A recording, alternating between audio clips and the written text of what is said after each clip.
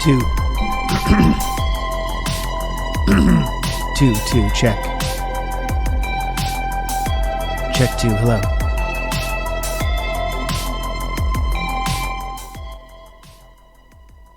Hello, are you there? Are you there, folks?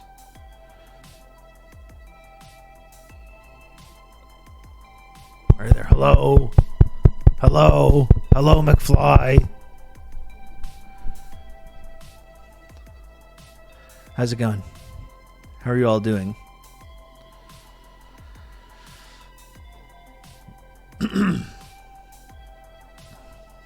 Kinda here. Okay, well that's better than nothing. Shit, I left my phone in the other room. 1 sec.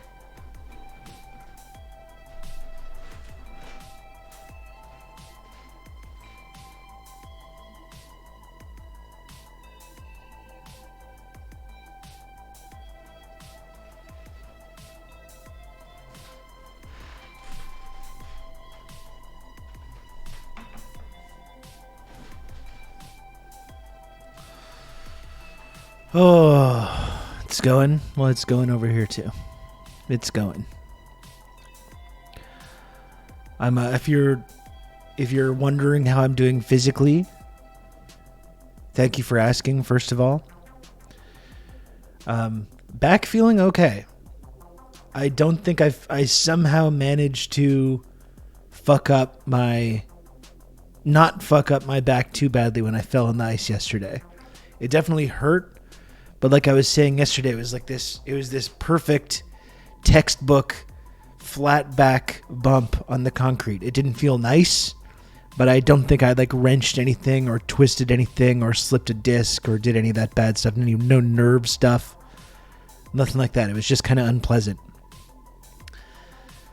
But you know what's really hurting today though is the muscles here in the front of my neck, like right here.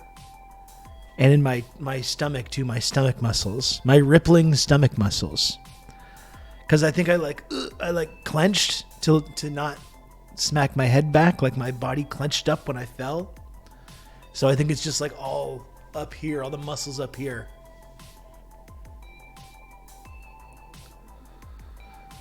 So, but it's not that it doesn't feel nice, but it's not like I don't feel like I'm seriously injured. Maybe that will change. Maybe it'll continue to get worse. I don't know. I think I may have avoided somehow I may have avoided seriously injuring myself. I pulled my 6-pack. That's right. It's just sometimes, you can be too muscular down there. Your muscles are too rippling, washboard stomach muscles. I think it was too much. So really I gotta let myself go a little bit probably. I just watched your TikTok about Kate. I was pretty happy with that one. We'll see if the TikTok gods smile on me again. Smile upon me again. We will see if the TikTok gods, the algorithm gods, smile upon me again and see if that reaches people. But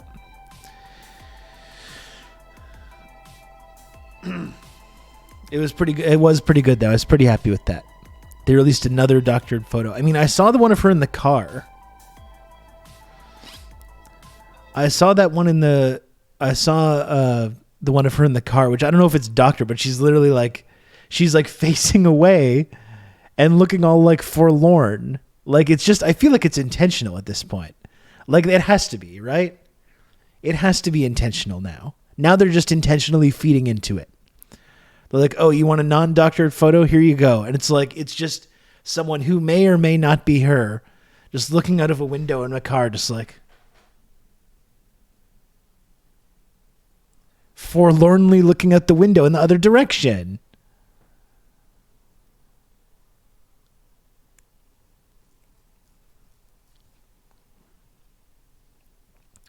They just have contempt for the press, I think always have.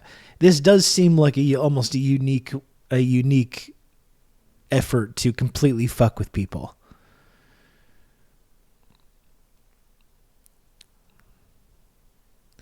I think it's like the Beatles back in the Beatles knew how to manipulate the public like this too. Other KG Brits. This is some guy, Rob Russo, putting some in all these leftist kind of based like little in Canada. hidden clues I and was stuff. turned on to this sick individual, and I found this. Just look at the sickos really talking. Left flank vets, Marcus, my friend Marcus. Thank you for the raid. Hello, folks. Hello, raiders. Thank you for the raid, Marcus. I appreciate it. How is the left flank vets stream today?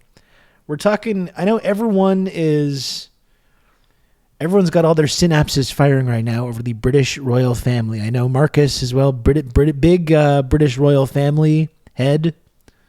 Marcus, he's always talking to me. Hey, what's it like? If only America could have the official head of state be the British royal family. And I say, well, you know, some of us are just lucky, I guess. Some of us are just born lucky.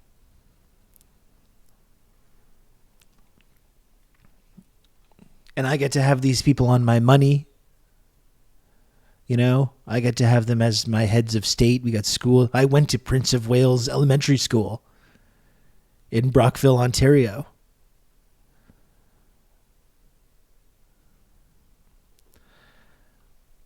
I'm uninformed on the latest House of Windsor news. Well, that's pretty unfortunate for you.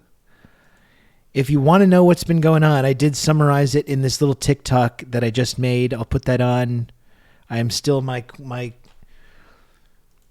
efforts to become a TikTok influencer. Look at my color coordination here. My efforts to become a TikTok influencer are ongoing. But I tried to summarize not just the story, but the whole phenomenon right now of getting Middleton pilled right now.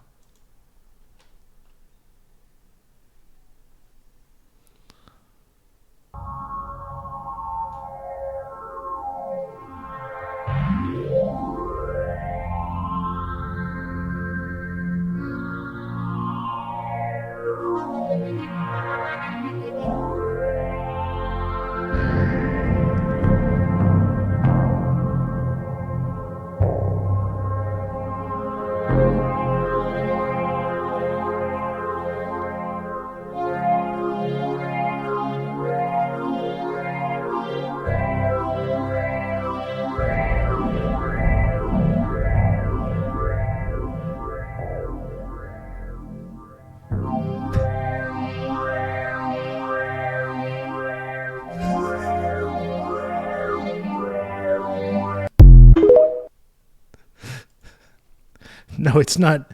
It's not an original track. It's the Clockwork Orange soundtrack. If only I had that level of synth mastery. Unfortunately, I do not. I was late to a meeting yesterday because I fell down a rabbit hole of Middleton TikToks about this photo. I mean, I'll tell you what. It's nice to become obsessed and fixated on something that just it does not matter. That is stupid, you know? It's not like we want to turn our brains off. We want to still stay focused on the things that matter. We want to talk about the news and politics and Gaza. We can't take our eyes off that. We got to keep talking about it. It's nice to just take a little moment and just obsess over something that's super stupid, you know? That makes no sense. That's just like dumb and weird.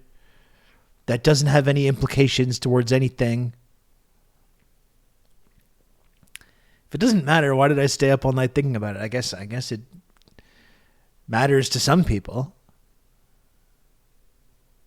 I watched 27 stream afterward in the chat. I was entirely unimpressed. I can't take me glasses off it.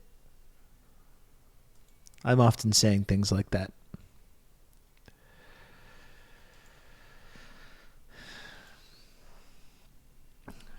Anyway, that's fun. It's fun to just think about something that's really stupid.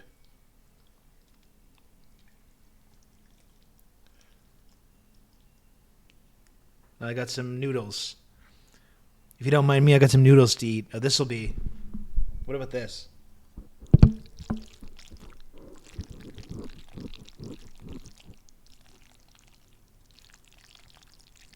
You can count on me. You're going to have good old Rob to talk you through all this. Not making any comments about that sound.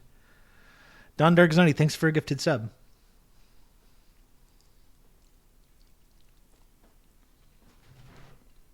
That's going to be spicy.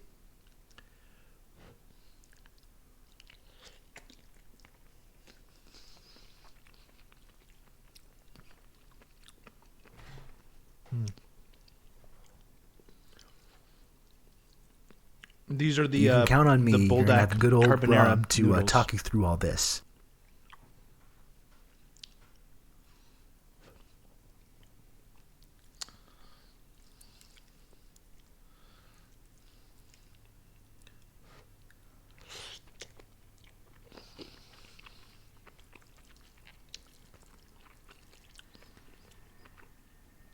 I'm low on groceries because You can count on me. like I said, I You're gonna hurt my have good back old and my Rob neck. to talk you through all this. I hurt my back and my neck. And the other parts of that song. So I'm holding off on going grocery shopping until at least tomorrow. So You can count on this me. is like You're a gonna what's have ever good old left in Rob to the talk you fridge, through all cupboard, this. pantry Everyone kinda feel free to send nudes. noodle situation.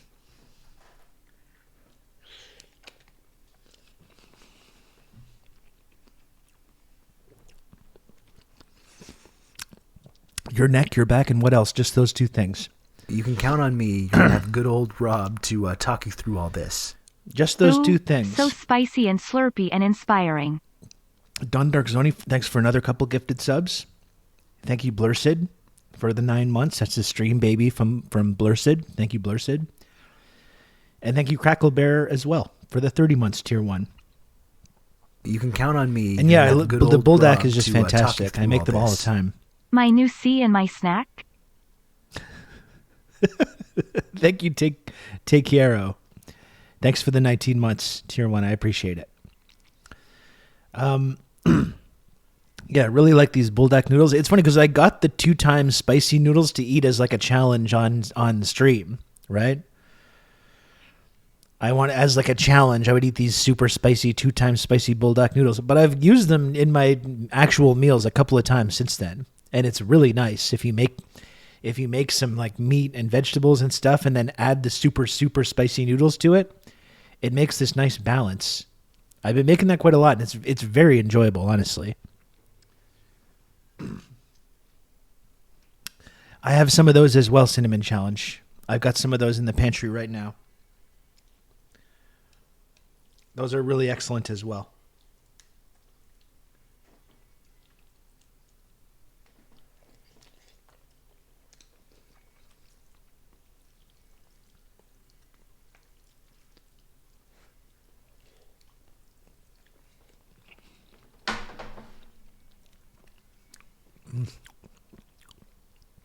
I think I cooked the noodles a bit too much. They're a bit too mushy. Still good, though. And I got a monster. You know, one more sub's going to push a hype train at the station. One more sub or a handful of bits will push the hype train at the station. And as I told you, I'm a little bit behind the 8 ball. I had some times off. I had some time off because of childcare stuff and March break and all this shit. I'm trying to get back to where I was. So if anyone wants to support this program and subscribe, as always, that's much appreciated. This week, it's especially appreciated. So if you can, please subscribe or donate or tip or whatever. If you can, just if you can. I would appreciate it. 1 minute, 45 seconds left to get this hype train started. One hero could sub or gift a sub and push it out the station. Push it out of the station, excuse me. It's not very nice.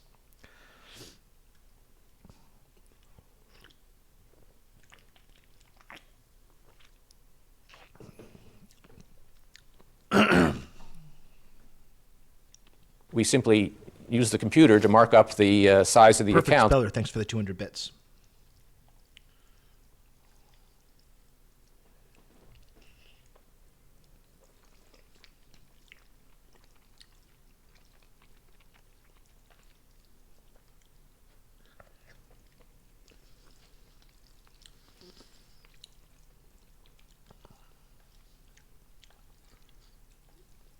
We simply use the computer to mark up the size of the account.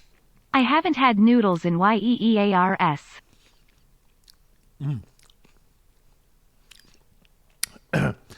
Joe, We thanks for simply the 200 use the bits. computer to mark up the size of the account.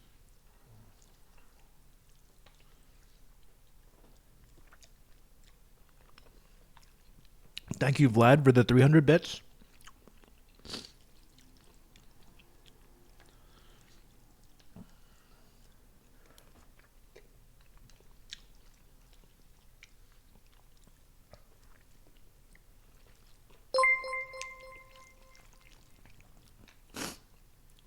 Anon, thank you for the 1337. Very kind of you, Anon. Thank you. No sweaty Bezos dollars.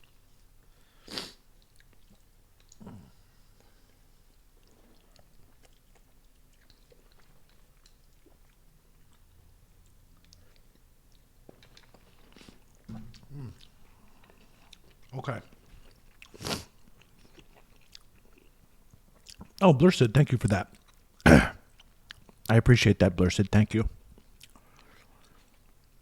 So, if anyone else wants to subscribe, still a possibility. I'm just eating my lunch. Don't mind me.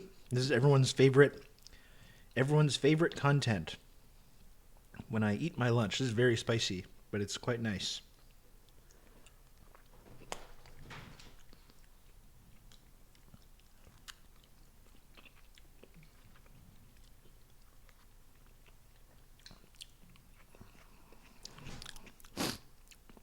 What kind of ramen is it? It's Buldak.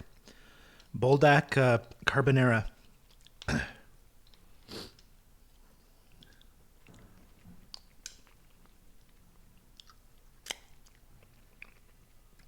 Hot takes and hot food. That's right.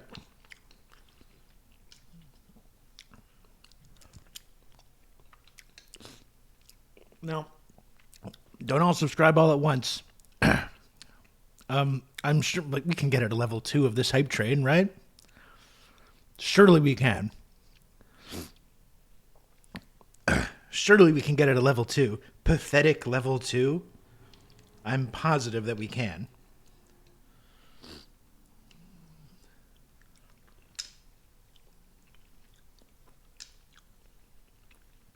You can count on me. You're going to have good old Rob to talk you through all this. Noobles. ButtNerd69, one of our valued community members. ButtNerd69, thanks for the 11 months.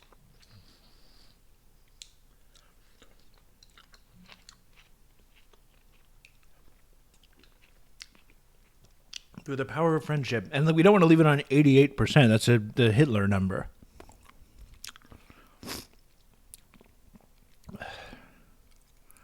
Yeah, Cinnamon Challenge, you know the routine. You can count on me. You know the routine. Good old Rob to talk you through all this. Kind of a little bit weird, chat. That's right. Don't want to say anything, but Sean did say it though. Chaos, thanks for the 3 gifted subs. Very kind of you. Very much appreciated. Chaos the Gardener, thank you.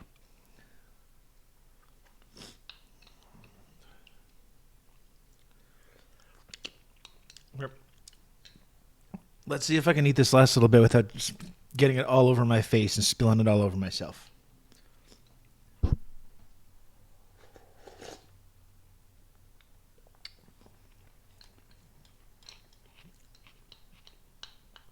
It's really good with the green onion and the cilantro in there as well.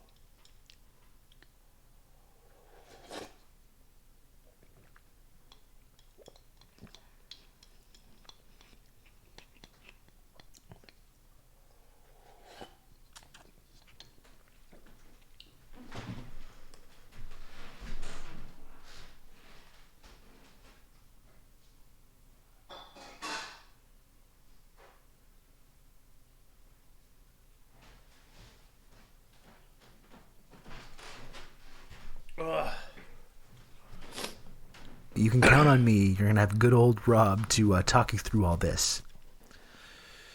Oh, boy. That hit the spot.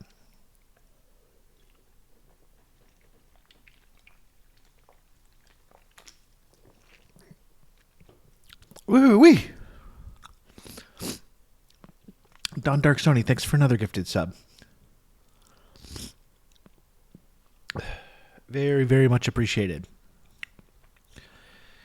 And does anyone else? Yeah, it's draining for sure. My sinuses are nice and cleared up now. Woo. Very good, though.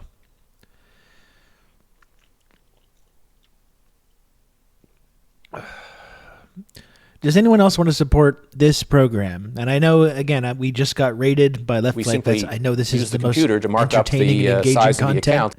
Any heroes in chat? Joe, thank you for the 200 bits. Any heroes in chat? I need a hero. Joe, you're my hero. Or one of them. Yeah, I know people just rated in. Got a couple of viewers here. I know it's not the most interesting or engaging thing, but got to do a little business. Got to do a little business. This is what this platform is. I'm on here to make money. You can count not on making me. friends. You're gonna have good old Rob okay? to talk you through all this. That's not true. I don't even know why I said that. That's not true at all. I like making friends on here. And in fact, the whole premise of this community is that you are all my friends. So why would I even say that? Why would I even say something like that? It doesn't even make sense.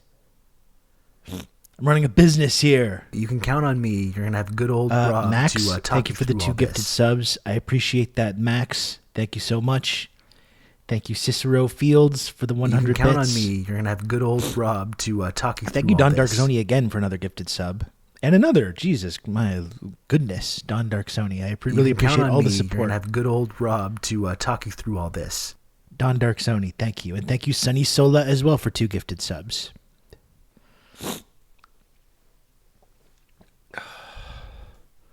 I am here to make friends, okay? I am. I'm running a business here. Trying to run a freaking business over here. Oh. You've just become an elite member of the Friendship Triangle. Perfect Speller, thanks for the 5 gifted subs. Very, very much appreciated. Perfect Speller. Thank you. Rob to talk you through all this. Yet another brand new elite member. Elite member of the keyword friendship triangle, because that's what it's all about, friendship. Crackety Kraken, thanks for the 37 months. Tier 1. I appreciate it, Crackety Kraken. Thank you. You can count on me. Who says that there can't be money and friendship involved? Whoever said that? Whoever made that rule? Why can't it be both? Okay? Why does it have to be singular? Why does it have to be mutually exclusive? Why can't we have both of those things? Diego, thank you for the gifted sub. Like PB and J, two great tastes that go great together, you know?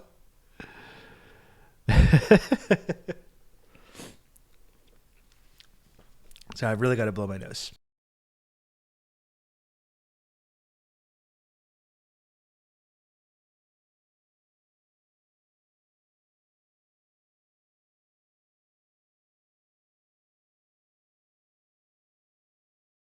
I am thinking about going hat mode as well. I'm strongly considering going hat mode. Whatever you do, don't keep subbing until it reaches 50. As you know, when it does reach 50 subs, I do sing a little song. I was pretty happy with the Todd Rundgren rendition yesterday. Sometimes I feel not so good about the karaoke bits. You know, I feel like I was a little pitchy. I choose songs often. You know, you choose a song, it's like, oh, that's way higher than I remember it being. I got to tell you, it's different, too, when you're in the shower or your car or whatever. You've just become an elite member of the Friendship Triangle. Triangle diagram, like business, money, friendship. Absolutely. Yeah, so sometimes, like, Crackety Kraken, thank you so much for the 5 gifted subs. Crackety Kraken, good gracious. I really, really appreciate that so much. Thank you for the 5 gifted subs. Hell yeah. It's hard to sing after speaking for 4 hours plus. That's part of it, too. There's like a psychological thing, though, too, because sometimes I'm in the car and I'm nailing some of these songs. Nailing them, you know, or the shower or whatever. And then so you sit down and you're on camera and you're on the microphone and you know that there's like, you know, dozens or hundreds or however many people looking at you. All of a sudden it's kind of a different story, isn't it? It's kind of a different story. You get the red light fever, and all of a sudden it's a lot trickier to sing some of these tracks.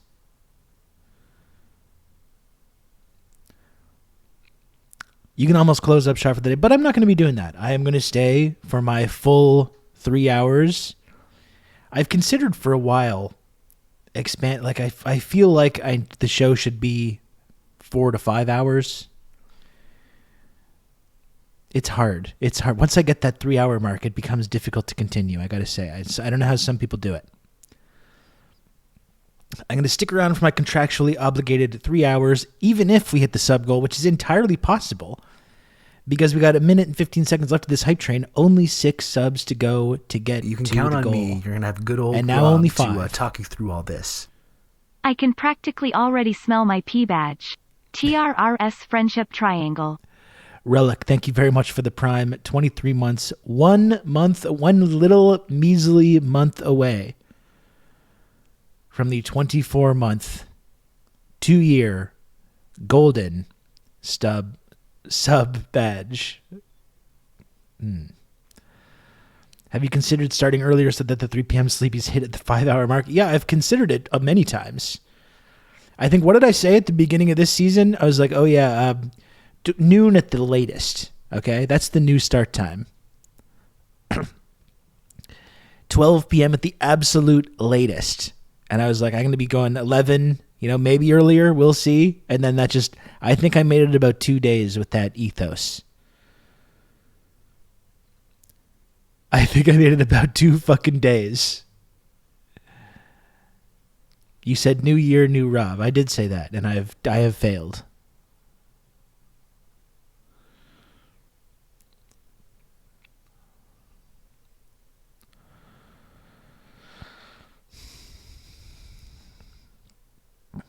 Do you think it's good that X posts about Hollywood shaming rituals are getting 80K likes? Are you pro Holly weird and they're evil? I don't know, Sean. Like when you talk about Hollywood and Holly weird and the weird bizarre shit that goes on there and the weird sex stuff, like I think it's undeniable that there's something there, right? There's the reason those kind of conspiracies start is because there's something there. Harvey Weinstein was just like the absolute tip of the iceberg on that. There was the whole thing about Cat Williams and talking about like black actors and how like they get kind of like fetishized and emasculated, and maybe there's something to that. Like I was kind of interested in hearing him talk about it, but I don't know if I can really speak to that. I definitely don't think the John Cena being naked, I think that was just a bit that John Cena was happy to be a part of. Like, this man wrestled in jorts, dressing like a 5-year-old child for like 10 years, longer, almost 20. I don't think Cena needs to be going through the like ritual shaming situation,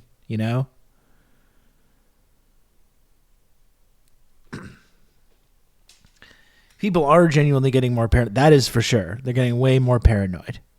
I remember you were a 5-day-a-week streamer. Dekadoon, I still am, okay? A 5-time daily streamer. Still. Just lately it's been a little bit more difficult because of family and fatherhood obligations.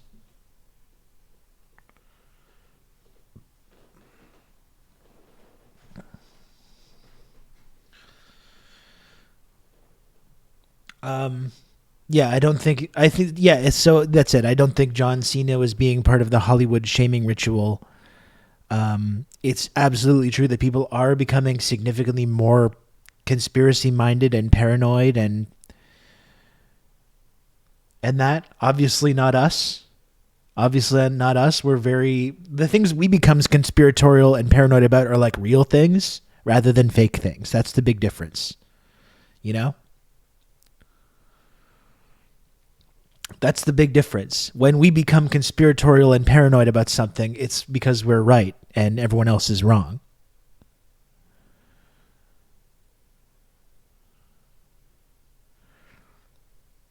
What no material analysis does to an MF. Exactly. People are trying to find answers. Yeah, and I think it's all evidence of a declining society. It's like a declining society. It's a collapsing socioeconomic system. You best believe in collapsing socioeconomic systems because you're living in one right now if you live in the West. And I think when you're going through that, there's this massive lack of trust in elite institutions in either politics or media or culture, wherever. No material analysis because it's been beaten out of you with anti-communist propaganda. You start latching onto stuff. You start latching onto all kinds of wacky stuff.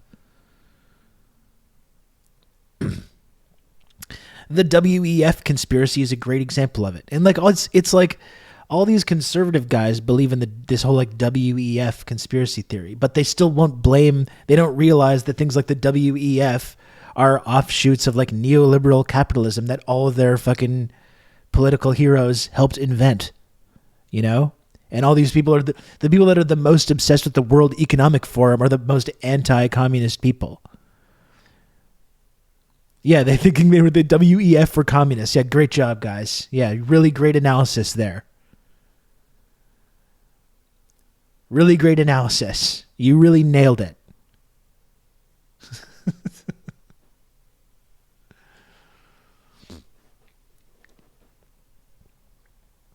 Yeah, the IMF is next. The IMF, the tool for a socialist repression. Well, I mean, you see where the contradiction comes from too, right? Because you're told your whole life, capitalism equals freedom. Capitalism equals freedom. Socialism equals no freedom, right? Like let's distill the anti-communism and American and Canadian and Western exceptionalism into one basic concept. Capitalism equals freedom. Socialism equals no freedom. And then you're looking around and you live in this hyper-capitalist society and you're like, I'm not free at all. What's all this? What's going on with this? All these ways that I'm not free. All these ways that this is not a democracy. So then instead of thinking like, maybe perhaps I was lied to about some of these concepts. Perhaps capitalism is not this freedom, this system of pure social and economic freedom that I was made out to be. They're like, no. What is actually happening is that this is all because of socialism. Because socialism equals not freedom. And as we can see, I'm a fucking living in like this little matrix bubble. Silently, docilely siphoning money upwards to my betters for my entire life. That can't be capitalism, though. That must be socialism.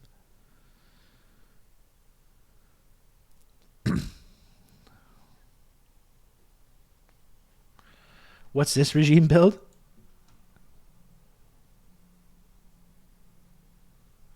Oh, God. What is this?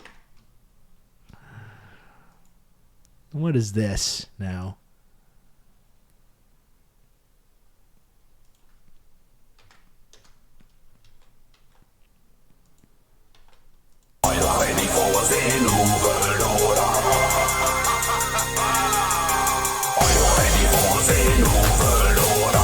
This goes pretty hard. 2023. Are you ready for the new world order? You will own nothing and be happy. Are you ready for the new world order? You have given all of your power to me. Are you ready for the new world order? Because you are too afraid to live free. This is how Schwab and I'm here to say you must give more of your rights away. Your sacrifice is the only remedy for the real pandemic.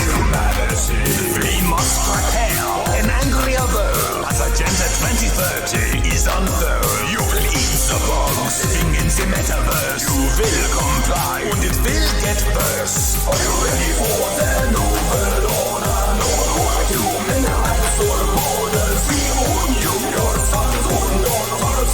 We find you, support us. It's so funny to like look around at society.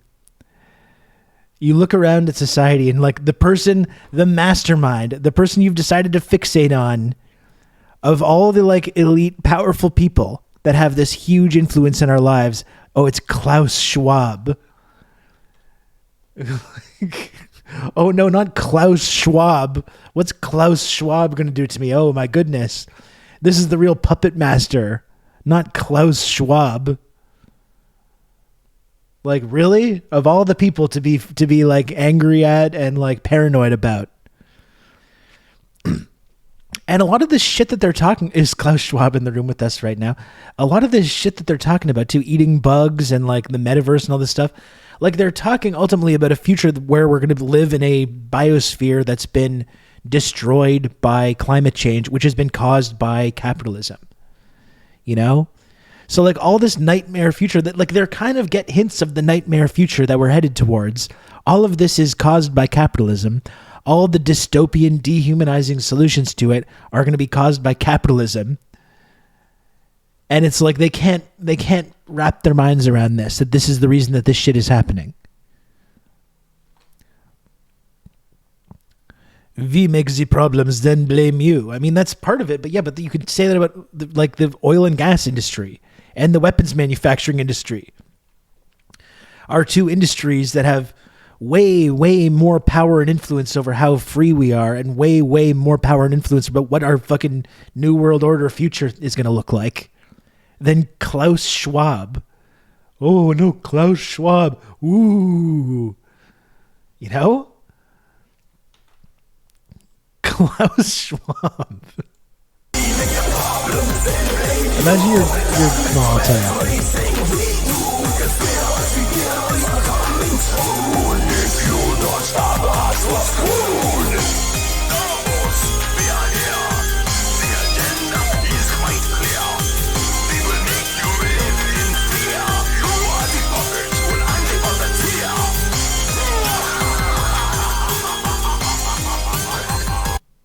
Like, just this whole idea of like degrowth. Like, you might have to eat less meat. You might have to consume less because our consumption habits that we've been following for the last century plus have destroyed the fucking planet. And just this idea of like this dystopian future where you might have to eat slightly less burgers or whatever. Oh, it's because of Klaus, the puppet master, Klaus Schwab. Oh my gosh.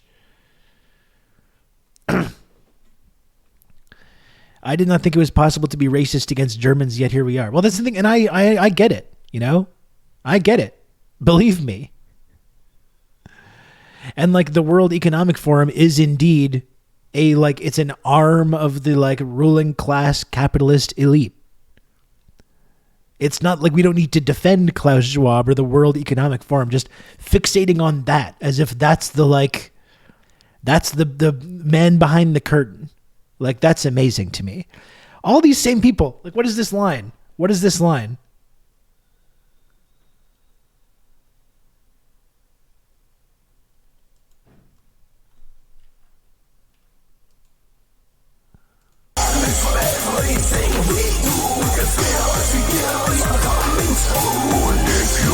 And if you don't stop us, you're screwed.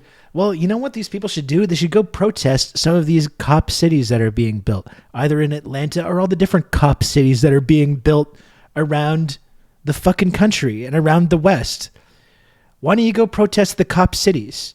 Because they're clearly, our ruling class are clearly like preparing their armed thugs in the police, which is like their protection, their armed wing of the capitalist class, the police. They're preparing these people to deal violently with the ongoing like civilizational collapse and the ongoing like conflict that's going to take place as people start rioting and freaking out. And these people all love law and order. These people are like, yeah, Klaus Schwab and the World Economic Forum, we got to stop these guys. Okay, well, what about the police? They're like, give the police even more money. Give the police, they need even more. These goddamn commies want to defund the police. Right? The same people. The same people. Very same people. We need to stop this ruling class and New World Order conspiracy.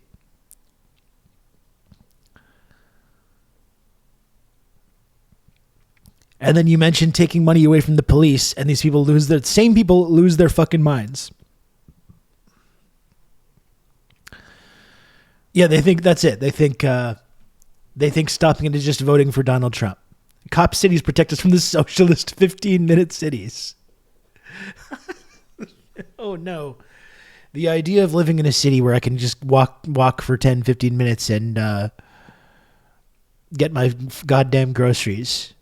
That's really even more terrifying than climate change, which is fake and made up by the World Economic Forum to force us to eat only 2 burgers a day and eat the bugs. Being talked into hating walkable cities definitely broke me forever. It is insane. This, again, the same people. Fund the police. Get those cop cities going. Give them more military equipment. Except when they do like their convoys or whatever, and then the police beat the shit out of them. Then they're like, wait, now it's bad. Or when the police lock up January 6th protesters. Wait. That time it was bad. Every other time we need to give money to the police. This time, no, we need to free these people. They complain the kids are on their phones all day. Yeah, when they don't have sidewalks to walk anywhere. Yeah. It was all our fucking parents and grandparents, right? They were like, don't get too on the internet. You got to be careful what you look at. Anyone can say anything on there. And then like 15 years later, they're like, son, look at this. At Thanksgiving, your fucking weird uncle comes over. Have you heard about this Klaus Schwab World Economic Forum New World Order takeover? This is why we need to fund the police.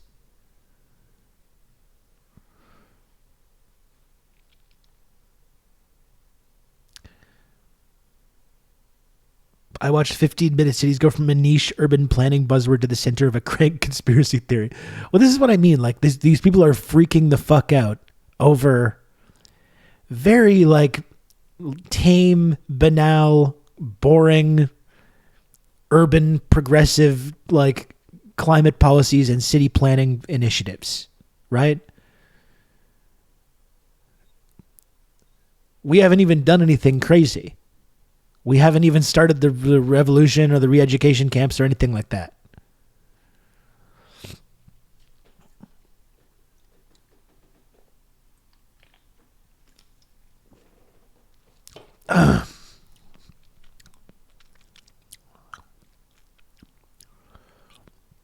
I recently moved to a place where I don't have to drive over 10 miles to go to get things, and that's improved my life immensely. A 15-minute walkable city would be a dream come true. I love my neighborhood where I live. I love being able to walk and take the metro everywhere. You know? I got a grocery store 5 minutes away. I got a Korean and Japanese grocery store in the other direction 5 minutes. I got a local corner store. I got a bus right outside the apartment. Nice, one of North America's better metro systems. You know? I got a beautiful park 10 minutes away. I got public pools. Like, what the fuck? What's the big problem? Why is this bad? Someone explain why this is a bad thing and I'm actually in prison.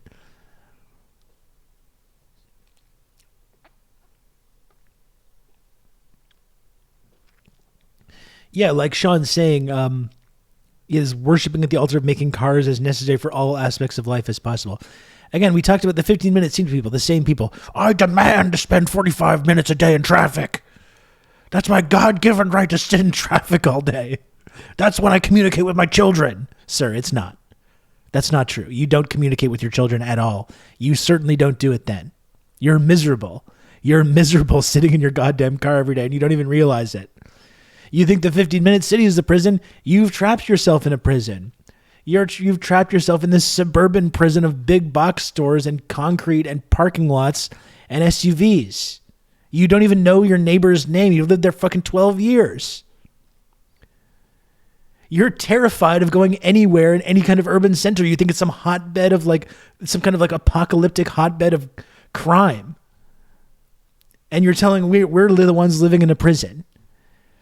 You know, you're in your fucking little McMansion, which was made out of cardboard. You never engage with anybody. You never go anywhere or talk to anybody except weird conspiracy theorists online. But no, it would be such a tragedy if I could walk around and go get groceries and go to the park and, have time to live my life.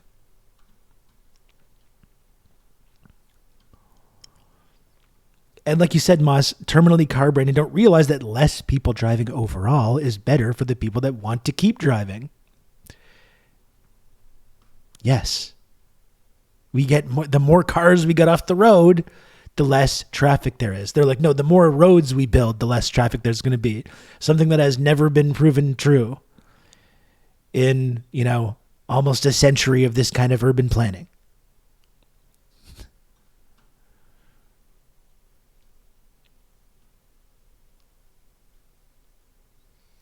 In my pickup truck, I haul things in once a year. Yeah, exactly. And Joe said something interesting too. While I think making fun of reactionaries is enjoyable and easy to do, I'm also super afraid that any revolutionary momentum that will inevitably result from the deepening class inequality will be captured by reactionary thought and lead out to flat out corporate feudalism. Well, that is the path we're on right now. Ironically, like that's the new world order that these people are so fucking afraid of, is not some kind of like 15-minute city progressive socialism. It's this kind of corporate feudalism like you're describing. But that's exactly why I do this shit on here. Like it's the exact reason. And sometimes it feels like I'm just like, it's a drop of water in the ocean or whatever, but that's why I try to provide a little space where people can like engage with some of these ideas, but then actually combine that with the proper sort of class analysis and the proper sort of material analysis.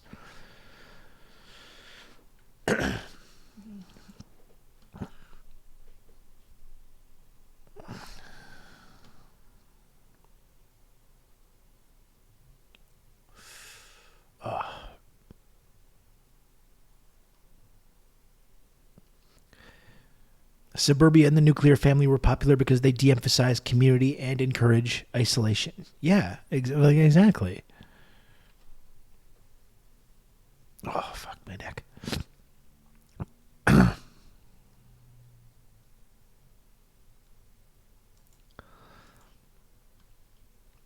And if you don't stop us, you're screwed. Exactly. And then you tell these people, well, let's protest these cop cities then. All those cop cities are still being built. There's more of us than they are of these militarized police. And they're like, no, I love the police. I want to hug and kiss them. I want to hug and kiss the police. Thank you very much.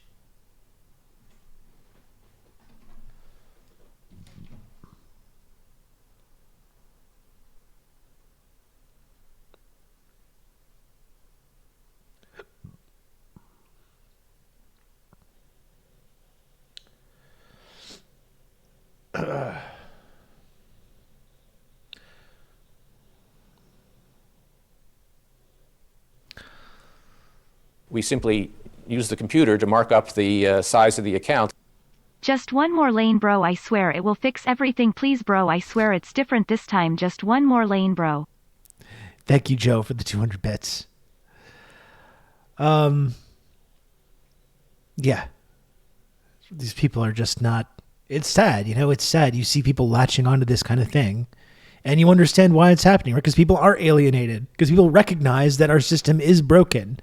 People recognize on some level that we're living through this perpetual state of destabilization and like eventual collapse. We're on this terminal velocity, our whole society, and they recognize that on some level.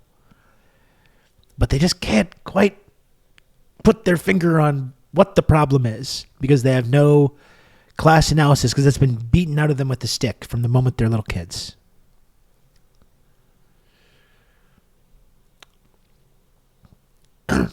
They know they're getting fucked and that things are deeply unfair and getting worse. And yeah, and this whole thing of like the Trump phenomenon, when Trump mocks the media and talks about the media and fake news and all this stuff. Like, is he wrong? Of course not. People understand that the corporate news media lies to you. It doesn't mean that Donald Trump is the solution to that, but people respond to that message because there's an element of truth to it. People respond to demagogues like Trump because they talk about things that have kernels of truth. And I don't want to sit here and suggest that I think that they're correct. I do not.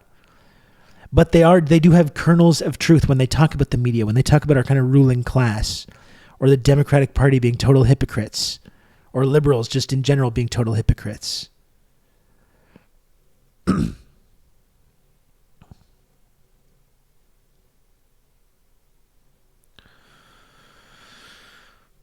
And instead of like understanding why people were compelled by that kind of rhetoric, what did liberals and the ruling class elites do in response to that kind of Trump movement? They circled the wagons around these police the Freudian slip there.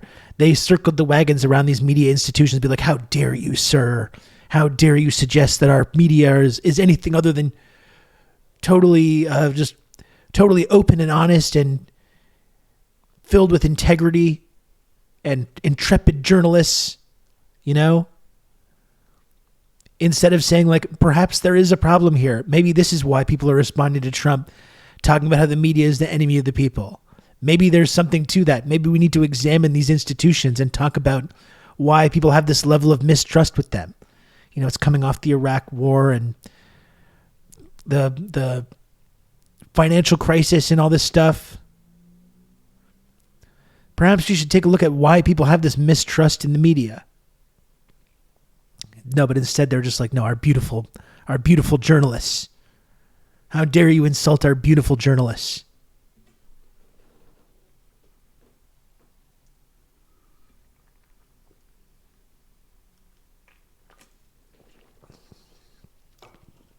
And now with the anti-communist syllabus being pushed by Ford and let's say, I don't know how to pronounce that, the beating class solidarity stick will get even longer. And not even just like Doug Ford, but like Trudeau and the whole victims of communism monument that's being built under Justin Trudeau. You know, this is bipartisan. And the more things start to fail and the more these kind of contradictions become obvious, the more they're going to go harder and harder and harder on that kind of anti-communism.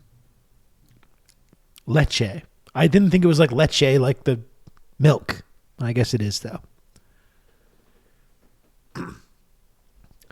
They need to replace any Ukrainian SS monuments coming down. I mean, that's an incredible story. Just the fact that they finally took down that Nazi monument, and you saw all kinds of people complaining about it, obviously. And then they're like, no, we're just cleaning it. We're just repairing it and we're going to put it back. And it's like, oh, okay.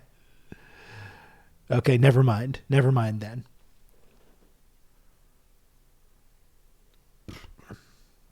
They're making Holodomor training mandatory in grades 6 and 10. Yeah.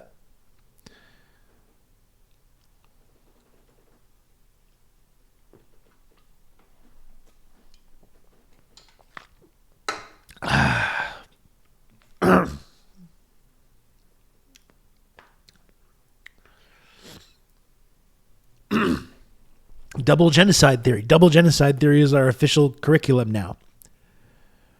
You know, who is worse, the Nazis or the people that like lost 20 million people fighting the Nazis and defeating them? It's like, no, they're the same. They're the exact same. And really, the other guys were even kind of worse. That's the real kicker to double genocide theory. Really, the other guys were kind of even worse.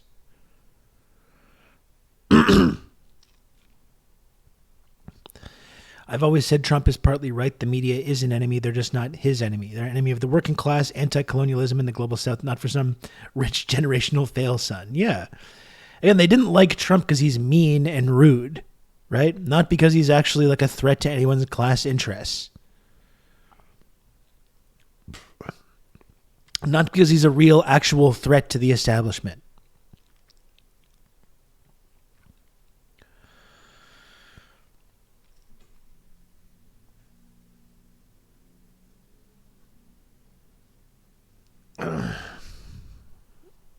Oh, fuck.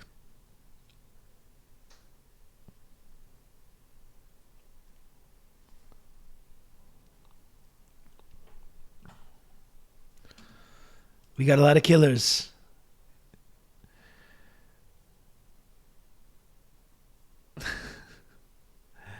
We got a lot of killers. You think our country's so innocent?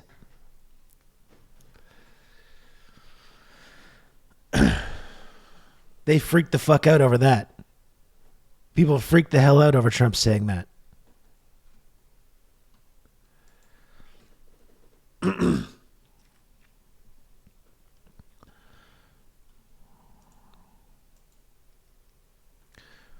I have like strained muscles here on my neck, what do I do with that? Do I take like a towel and like a compress and go like that?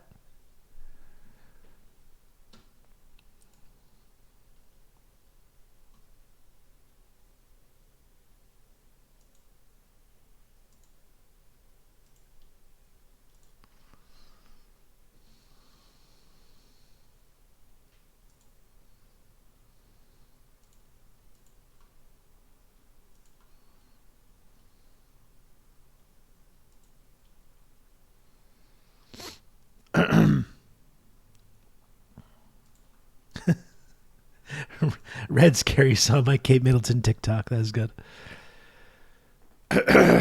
Oh, nothing little Goonin won't fix. We got to get our minds out of the gutter here. Oh, there's Red Scary. I just saw your comment on my Kate Middleton TikTok. I mean, while we're on Conspiracy Corner, we can switch gears to that. We were talking about all this like World Economic Forum stuff, which was like the central motivation for all the convoy weirdos as well.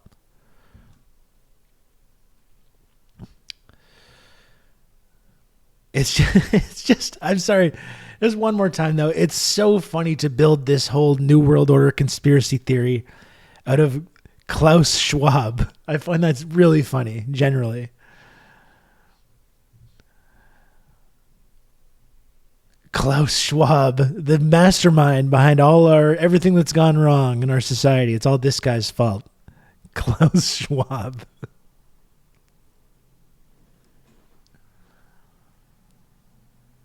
Have we talked about the Boeing whistleblower for Conspiracy Corner? We can talk about that. Yeah, that seems really... That's a fucked up story, isn't it?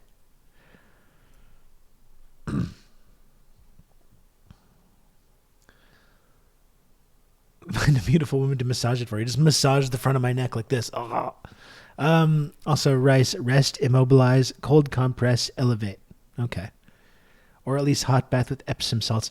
What are Epsom salts? I've had a number of people recommend Epsom salts. Like, what does that actually do? What do Epsom salts do? Impossible to be scared of this man. He looks like Dana Carvey's turtle character in Master of Disguise. Klaus Schwab. No. Oh, it's this guy. Oh. This man's haunting the nightmares of all these like weird conservative conspiracy heads. This man. The leader of the New World Order. We will all bow and submit this man. He's going to come and personally hand deliver all the bugs, and he's going to say, eat the bugs, and force us to eat bugs and live in cities with good transit systems.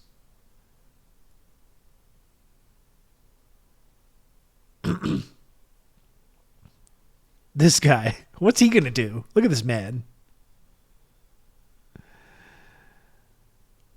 He looks like 40% of everyone's papa, but he strikes fear. He strikes fear into the heart of these like convoy people.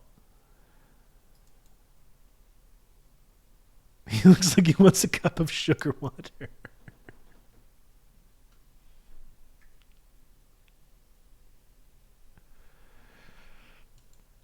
Okay, thank you, Strong Bad. That sounds like good advice. I might try that. Lord knows I got a lot of issues I got to deal with. Like, this is it. Conservatives are like, I'll tell you the most dangerous man in the world. He's the leader of the New World Order. He's coming for you. He's going to take away your car. He's going to take away your burger. He's going to force you to eat bugs. He's going to force you to take vaccines. You're never going to be able to leave your neighborhood unless you get the proper vaccine pass. And he looks like this. Oh, no. He's coming. He's going to come and take away your freedoms.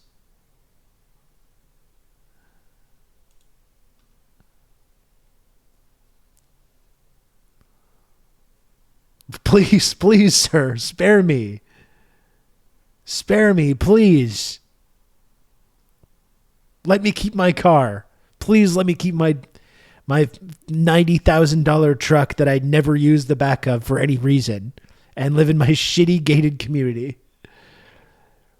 Please just let me go to fucking TGI Fridays and Boston Pizza and Chili's and Outback Steakhouse and Costco.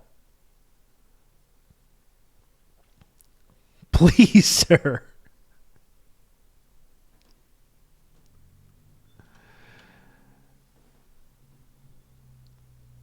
Let me buy some dang Culvers in peace.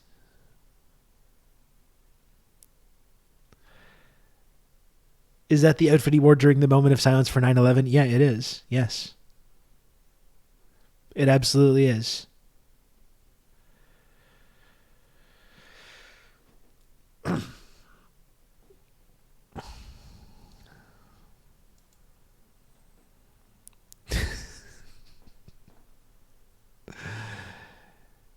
You know, these people are funny.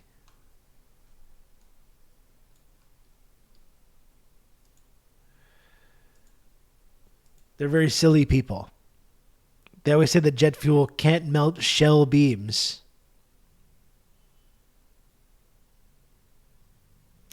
That's going to be a no from me, Marty.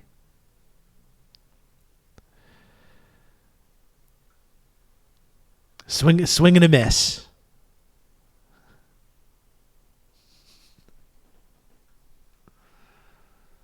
When Klaus Schwab comes to me, I'll simply turn him on his back and watch him struggle.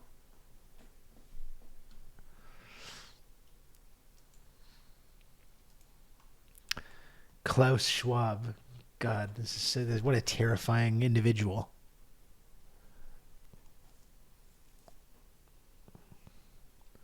Why aren't you helping him? Exactly. This is the real Voight-Kampff test. Okay, where's this? So here's the picture. We can go back on Kate Watch now, okay? So again, just while we're catching up, I'll show my TikTok one more time so we get into mindset, okay?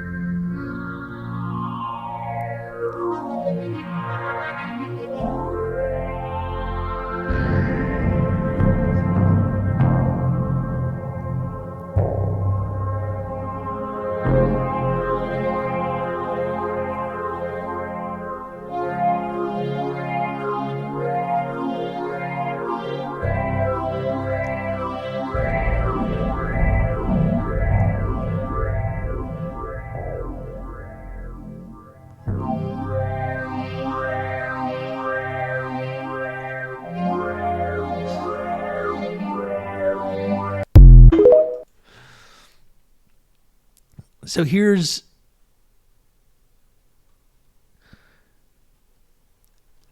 we talked yesterday about so now every moment that goes by that they don't release a new image of her, it's just more confirmation that there is something going on, right? Every moment that goes by, now that this one picture has been debunked. TikTok star Robert, so former blogger, that's right. Blogger and TikTok influencer. Every moment that goes by that they don't release a new image of her, we know that there's something going on. And then this is the picture that they release. Kate Middleton is seen in a new, seemingly unaltered photo with Prince William. This is the photo.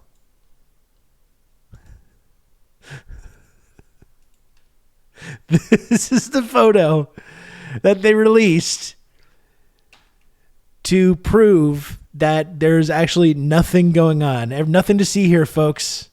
Nothing to see here. See, there she is. She's alive and well. What do you want? What do you want, even?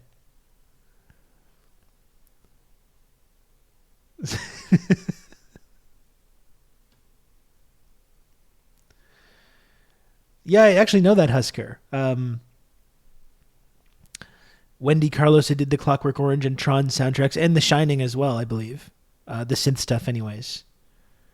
And more or less pioneered Moog synthesizer-based music, was an open trans woman in the late 60s. I was told that the whole transgender thing started in like 2013, though.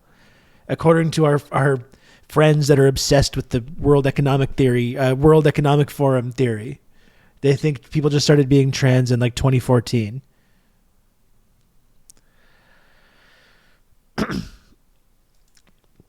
But yeah, this is the image that they release to be like, see, nothing to see here. And that's what I mean. It's like, it's got to be intentional, you know? It's got to be intent. They had to know. Surely on some level, you've got to know when this is the picture that you go with to dispel the rumors.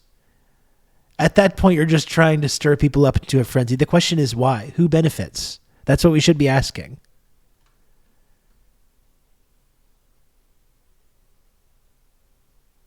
Who benefits?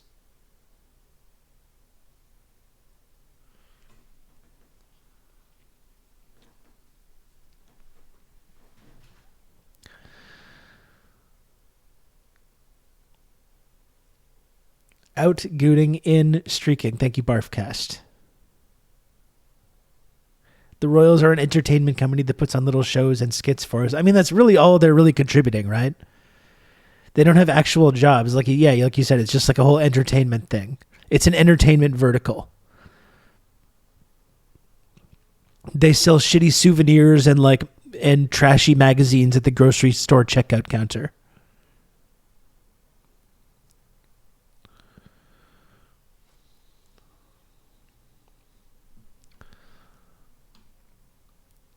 Yeah, maybe this is just like viral marketing for the next season of The Crown. Maybe that's what they're doing. It is weird, though. It is really weird that this is the image that they put out. Like, I've never seen someone... You can't even see the face of whoever is there, whether it's her or not. You can't even see their face. And it's still like the most forlorn thing you've ever seen. Gazing out the window forlornly. Is it William or Klaus? I don't know. That's the thing. We don't know. We just don't know.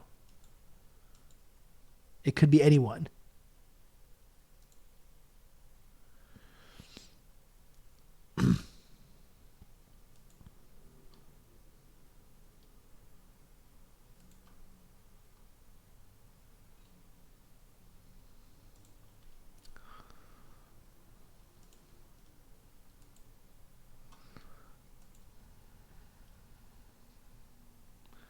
I think Katie's actually in NYC banging Pete Davidson. Maybe. I mean, that seems like at least one possible outcome.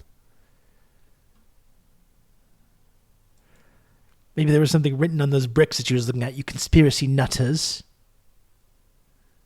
Oh, a bunch of conspiracy nutters, isn't it? Yeah, apparently Old Dutch. That's the thing. She apologized for editing the image.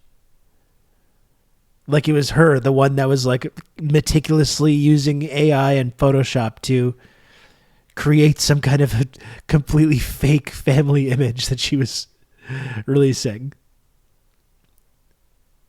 Graphic design is her passion. That's right.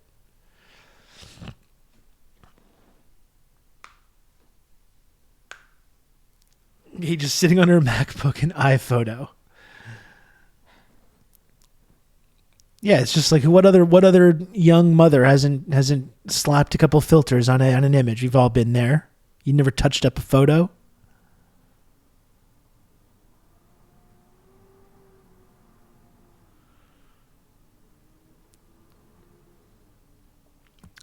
Anyway, has there been any more breaking news on this?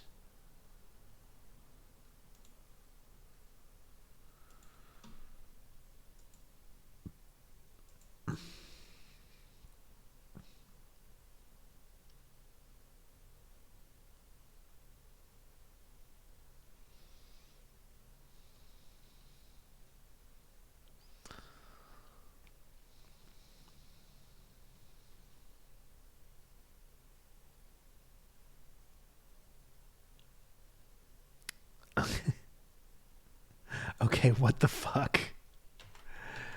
Okay. Come on now. Ah. It's Klaus, the scariest man in the world. Okay, look at this. No. No. No. Come on. Come on now.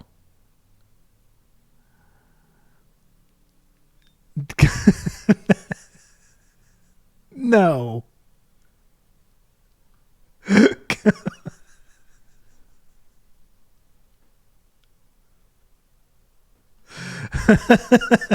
What? What the fuck? Give me a break. Please.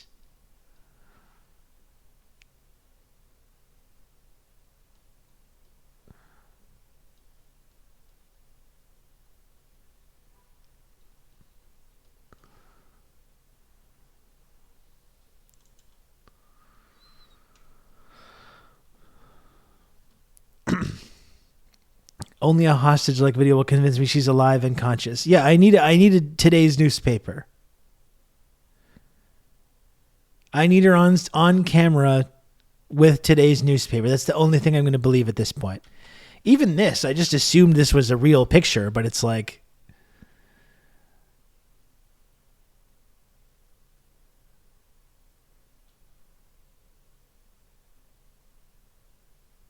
Jesus.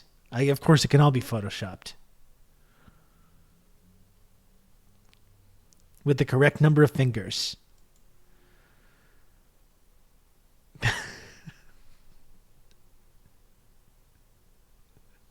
Like, Jesus.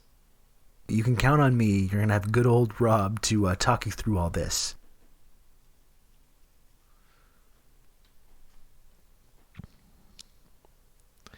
My favorite type of conspiracies are where neither know what's going on nor care all that much. Well, that's what I was saying. Like, this is fun. This is fun because it's so low stakes, you know? It doesn't really matter, and it's for sure very stupid. That's why I think it's enjoyable. She's the royal steamed ham. Yeah. Kate Middleton, at this time of year, right in your back room. Yes. Can I see her? No. Anon, thank you for the gifted sub. Thank you, Anon. I appreciate it.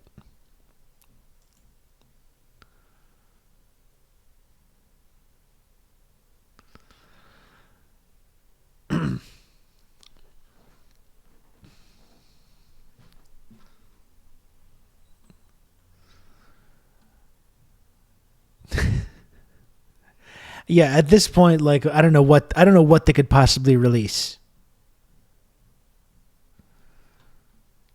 I don't know what they could possibly release.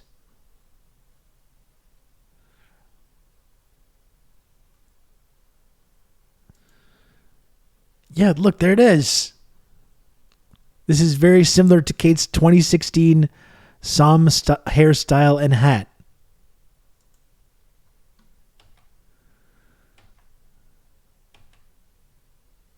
Back and to the left. Back and to the left.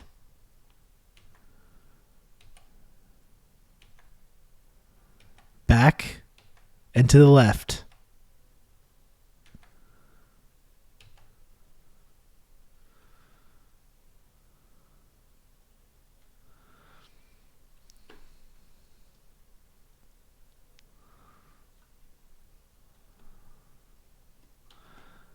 I don't know, folks.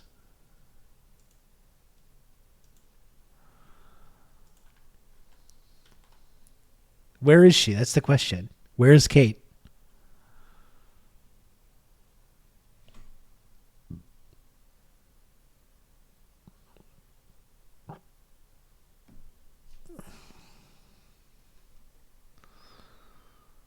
Do they only have photos from the paparazzi? Why not use a candid photo from at home?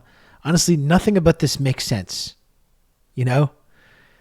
Nothing about this makes sense. even the whole thing with the AI picture, the Photoshop picture, like surely you've just got a random picture that you could use, right? Like who are they hiring to like post this shit? Surely you've just got some random outtake that you can use that has not been seen on The Wire before.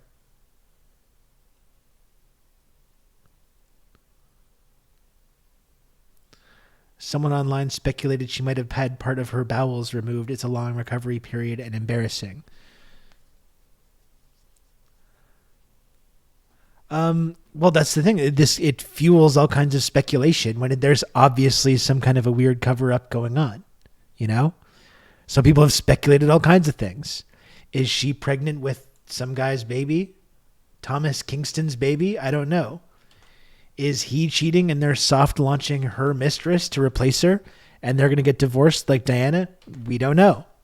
No one knows. That's the exact thing that happens when these like obvious obfuscations and these kinds of things are being perpetrated. Gonna come out now.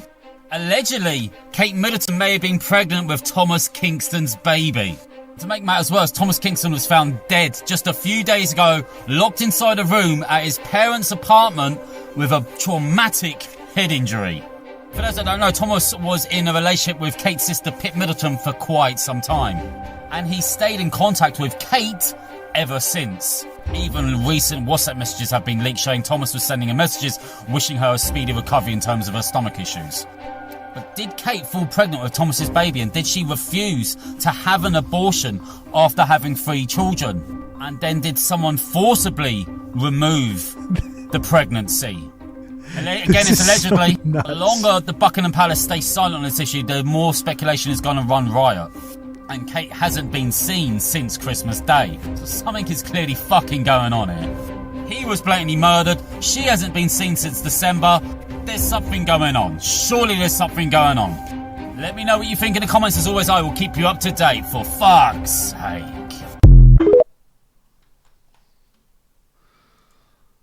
I don't know, folks.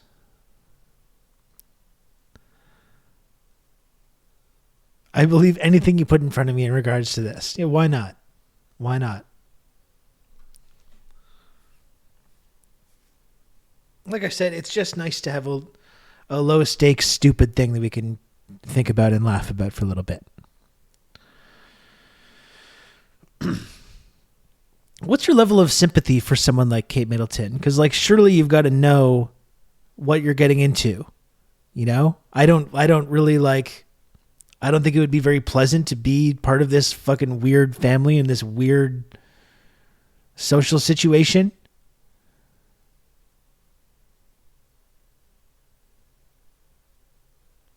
Surely you've got to know. It's like surely you've got to know what you're getting into, and you can't have any romantic ideas about being a princess or a queen or anything like that. After the way she treated Meghan, I have little to no sympathy. Yeah, there's that whole aspect as well. Perhaps her original personality resurfaced. They had to get her to the Get Out clinic ASAP. That could be something like that as well. Yeah, her programming started to falter. Do you know the story of how her and William met? No, I do not. Do I want to go down farther into this rabbit hole than we already are?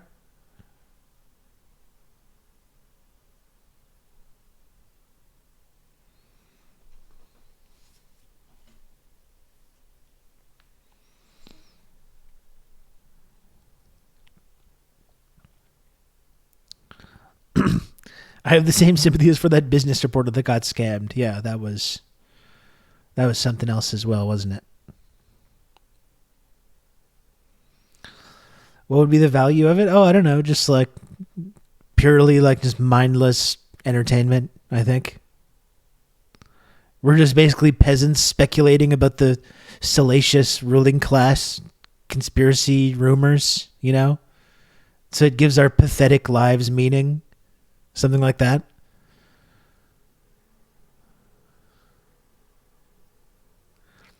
Anyone who saw the Shaft Princess Di got and then volunteered to join that group. Well, yeah, it's it. You were warned. The writing was on the wall there.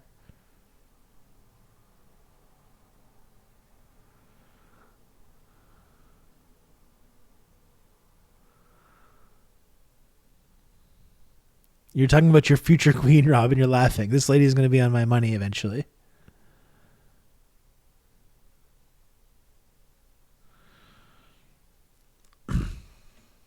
My life has meaning now. Isn't it nice?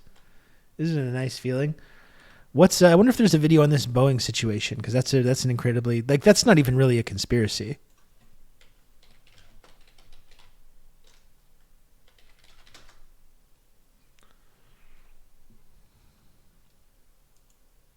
This morning, police in Charleston, South Carolina, tell NBC News they are aware of the death of a former Boeing employee turned whistleblower.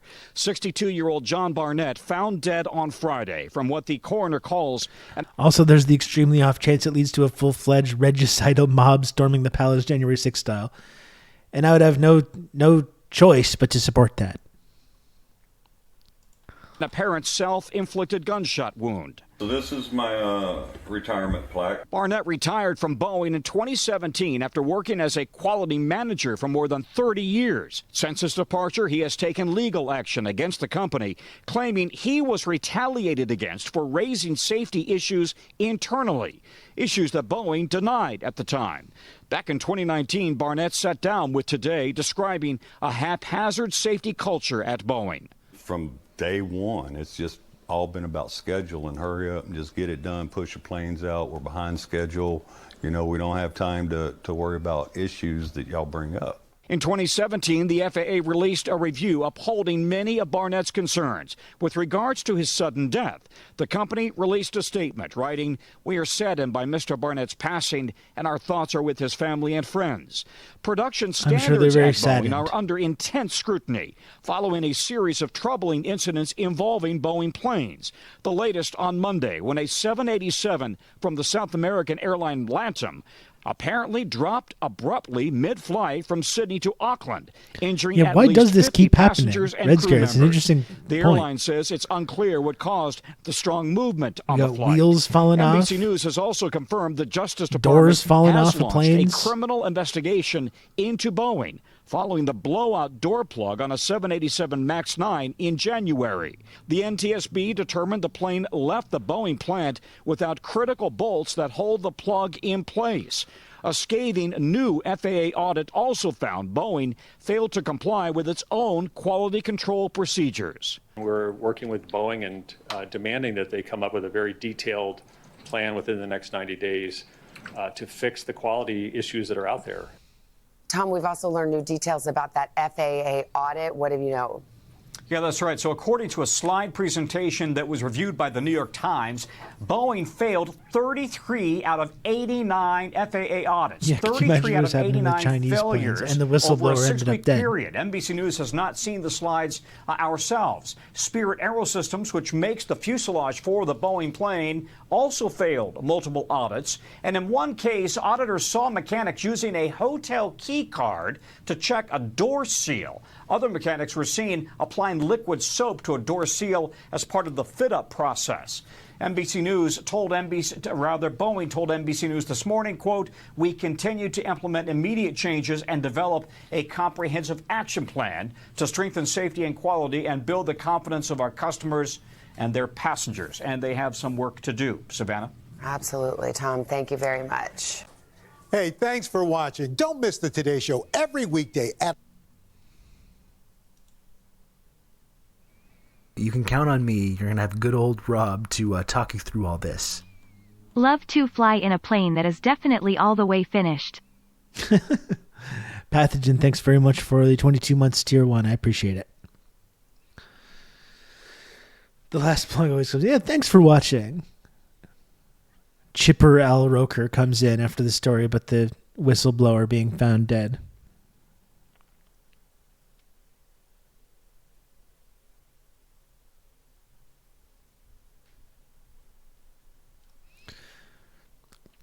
I've seen a couple people say that, how crap went downhill after the McDonald merger. Sometimes I wonder how much of this is just being cheap and how much of this is just our collective competence and ability to do big things eroding. Not necessarily mutually exclusive either. Could be both, some combination of both of those things.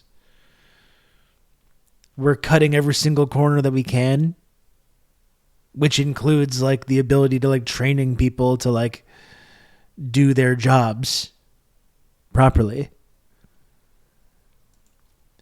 And people lower on the economic rung, not wanting to do their jobs and not wanting to work hard and doing the bare minimum because they know they're getting screwed over at every turn.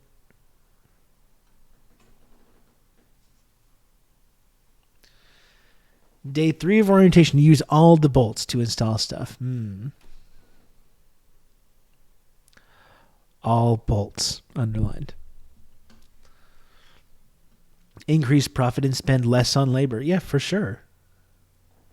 And also just like lobby and deregulate everything.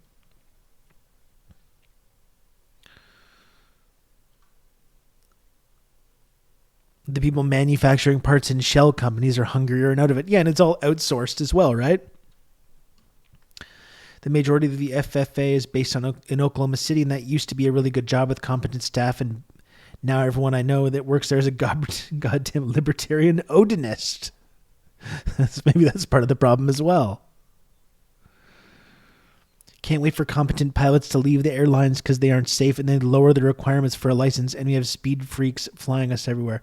I mean, you already have some of the most wealthy, powerful people in the world, like Elon Musk, openly speculating that hiring non-white pilots is some kind of like dangerous woke phenomenon, and that only white pilots are like competent enough to fly airplanes properly. Yeah, it's DEI. This is the reason.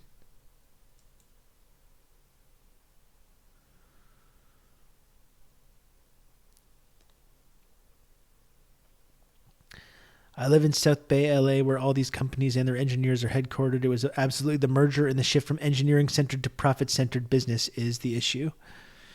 Seems that way. Yeah. It seems that way. Yes, Musk is really living up to the whole like South African mentality. That is really, it's like sometimes we don't stop and think how insane that is. That Elon Musk, who used to be this like liberal hero, he was the climate change guy, the electric vehicles guy. Oh, he's so smart. He's this brilliant engineer. He's going to invent all this amazing technology. He's just like Tony Stark. And now he's on Twitter being like, there's a black airplane pilots. That's wokeness. They're going to crash the planes because they're black. Like that's what he's doing now. It's amazing how Twitter can melt your brain even if you're like this powerful, wealthy person. I think that's one of the truly amazing things about Twitter, specifically as a social network. You've seen like not just Elon Musk, but like all kinds of like wealthy, prominent, powerful people, politicians, business leaders, celebrities, just getting their brain melted by this like basically a glorified online chat room. Elon Musk went from being like the savior of humanity to like black airline pilots. That's wokeness. In the span of like a few years.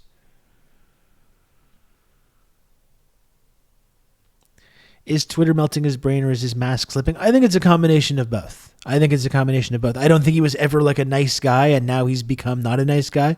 These were clearly already feelings that he did have. But a lot of it is in reaction to people like criticizing him, right? As soon as people started criticizing him, that mask started slipping. And he could see on Twitter in real time how like unpopular he is. Which causes him to like drop the facade even more and more and more. He's so mad that he's not popular, it causes a spiral. It happens with all kinds of powerful and successful people like J.K. Rowling, Linehan guy, like a lot of this like turf transphobic stuff. That's a big part of it. These like beloved liberal celebrities that get criticized once, and rather than just being like, oh, maybe I got criticized, maybe I should think about why that criticism happened and try and think about like what I could do differently so I don't get criticized. And instead they just turn into these, they spiral into these like deranged fucking lunatics. You know?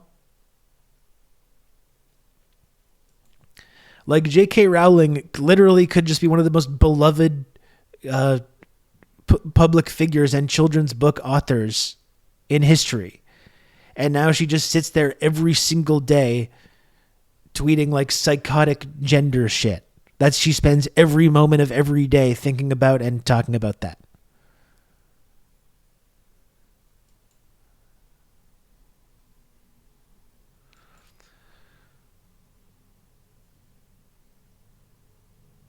The current right wing in West is giant circle between DEI, airplane pilots, invade Mexico, and Haitians are cannibals. Yeah, the Haitian cannibal gangs. And the government of Haiti is just demanding that some troops get sent in. What do these conspiracy people think, that there's some kind of empire or some kind of situation going on where the United States controls Haiti? Are you kidding me? Haiti's demanding, the installed government in Haiti is demanding American troops to come in. What do you want?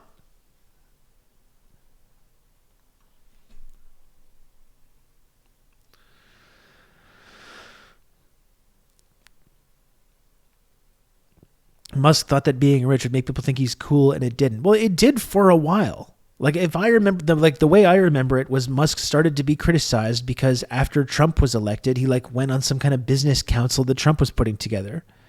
And people were like, what are you doing? Like, why are you working with this guy? And instead of just being like, oh, I should probably play my cards a little closer to the chest here, he fucking lost his mind. Yeah, Sean, she did one of those happy birthday. She did the Ben Shapiro joke. Happy birthing person. Yeah. Amazing.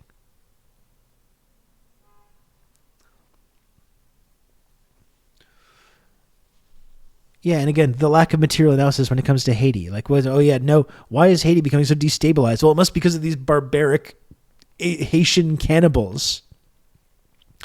Perhaps it's the centuries of economic destabilization that we've inflicted on this society, and the repeated efforts to interfere in whatever democracy they might claim to have, overthrowing governments, installing new governments because people wanted 10 cents more in wages. And the Levi's brand got upset about it, so overthrow the fucking government. Perhaps that has something to do with the reason that there's gangs and destabilization and violence. Maybe it's because of the legacies of neo-colonialism and racism and neo-colonialism. We've destroyed generations of people's lives. Perhaps that's the reason that these kind of stuff is happening.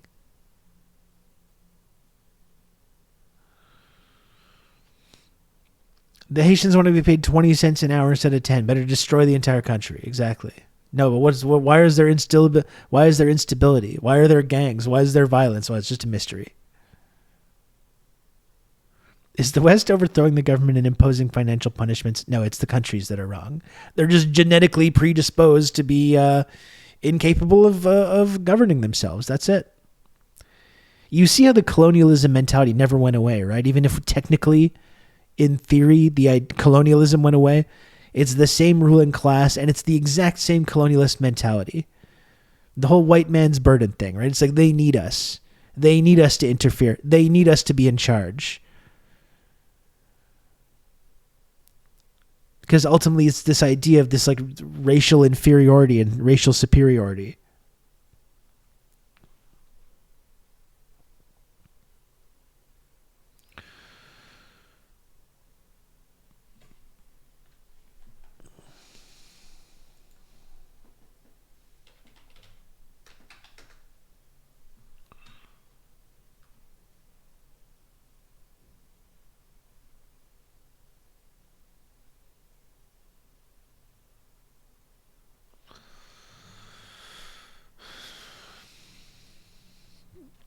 Do we want to stick on the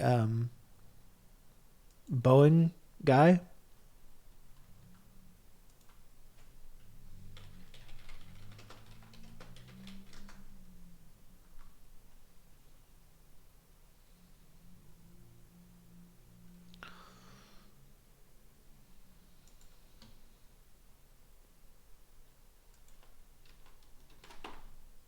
Like, this should be good while we're talking about Haiti. Now we want to turn our attention to Haiti, which is being swept by a wave of protest and a ongoing attempt to occupy the country yet again. And we are very, very honored to be joined for this conversation by Dr. Jemima Pierre, who's a professor of global race at the Institute of Race, Gender, Sexuality, and Social Justice. Lodan said, a racist family member used to tell me that if white people disappeared, all this civilization, skyscrapers, etc., would be a jungle in a decade. Yeah. Pay no attention to these older civilizations that had these super advanced economies and urban planning and all this stuff when Europeans were living in fucking mud.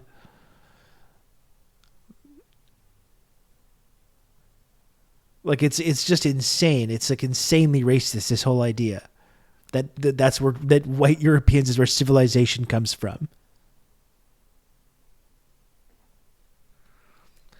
It's such an incredibly common belief in the U.S. Yeah, I mean, it goes back to the whole like colonization thing, the whole colonization of North America and Central and South America. Just a bunch of savages, just a bunch of godless savages. We gave them the gift of civilization. They should be thanking us. They should be thanking us for this. At the University of British Columbia. It was very similar to what Selena Robinson said the other day about Palestinians. Columbia and a member of the Black Alliance for Peace. Jemima, thanks so much for being back with us. Thanks so much for having me. Well, it almost feels like, when we were talking in 2020, here we have this prime minister, who's just not elected by anyone, huge protests sweeping the country, all sorts of rumors, of armed uprisings, invasions. I mean, it just feels like Haiti is on the brink. I mean, does it feel like Henry will be, Dr. Ariel Henry, who's the prime minister, de facto prime minister, will be pushed out of power? What could come next? Those are big questions, I know, but maybe where we can start and take it where it goes. This is like a month ago, definitely. just to be But you have to clear. remember that Henri was not chosen by the people, was handpicked by the core group, which occupies Haiti right now. But before we get to that, I think it's more important to also talk about February 7th as an important date, which is why there's so many protests. 38 years ago, in 1986, February 7th was when the Haitian people kicked out Duvalier after a 30-year dictatorship. And, France sent the plane to get him and sent him back, to France, where he lived out his life in wealth, and luxury. And so people remember that. And then soon after, the U.S. allowed, a military government to take over until we had the first democratically elected president in Jean-Bertrand Aristide with the Lavalas movement in 1990, right? And so that's what's happening. So people remember February 7th. They also remember February 7th because even though the U.S. imposed Ariel Henry on the folks, Ariel Henry himself signed a December 21st agreement that he would be only in power for 30 months and that he would step down February 7th, 2024. This is what you have right now. People are saying, the Haitian people, they can only take so much, as you know. And it's the protest that tells you. And absolutely no coincidence whatsoever that you're seeing these stories about the Haitian cannibals now, the cannibal gangs, to now justify further involvement. And I literally did see people being like, all these conspiracy theorists are suggesting that like there's the empire behind this, when Haiti's government has demanded that the troops come in. Oh, Haiti's U.S. appointed government has demanded. Well, thank you. We wouldn't want to conspiracize too heavily about that. I'll actually show you the tweet that I'm talking about. That this is a powerful and resistant group of people, because they let him play for these 30 months, and then they're like now February 7th. Look at this shit.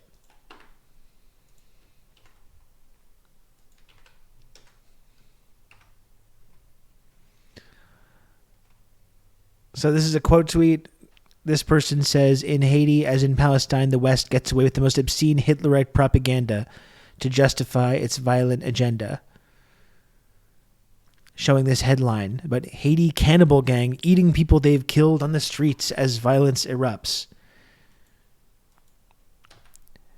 And then this person says, Chomsky's manufacturing consent has been an absolute disaster for humanity. The actual government of Haiti has requested the deployment of foreign troops dozens of times and repeatedly been denied. The lack of Western agenda here, meaning nobody cares, is half the problem. The actual government of Haiti has requested the deployment of foreign troops dozens of times. Oh, thank you. So consent successfully manufactured.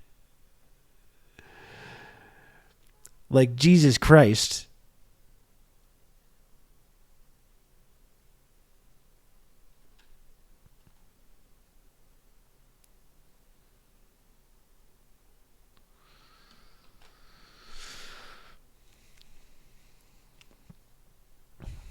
The legitimate, actual U.S. appointed government has demanded that foreign troops intervene. Case closed. We need to leave. And so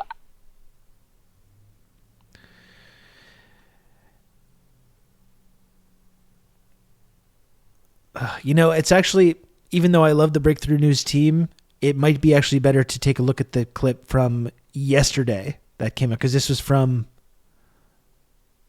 February 9th on Breakthrough News. I'm going to go ahead and put on the Democracy Now! One because this is from one day ago and has some more updated information. We begin today's show in Haiti. It's also a question as well, because I just saw this headline. Now we want from CNN. Gangs rule Haiti's capital. Gangs rule Haiti's capital. Now angry citizens say they're ready to revolt. And there's always this question of like, who qualifies as being in a gang? Who are the rebels, you know? Like America arms and funds all these moderate rebels, these freedom fighters. You know what I mean? America's always arming and training and funding these kinds of freedom fighters and rebels. But when they're going against the U.S. appointed government, then they're gangs, they're thugs, they're terrorists. It's weird the way its language is like used to frame these situations in very specific ways to give the viewers or the listeners. This is some guy, Rob Russo, some leftist based in Canada. I was turned on to this sick individual, and I found this. Hello? Who's that? Majority Report. Hello, Majority Report. Thank you for the raid. Welcome. It's me, Rob. It's nice to see you. It's nice to have you. Thank you for joining the show. I appreciate it. How was the Majority Report stream today? Please smash the follow button. Please smash the follow button if you can. It's one thing that you can do. It really helps me out.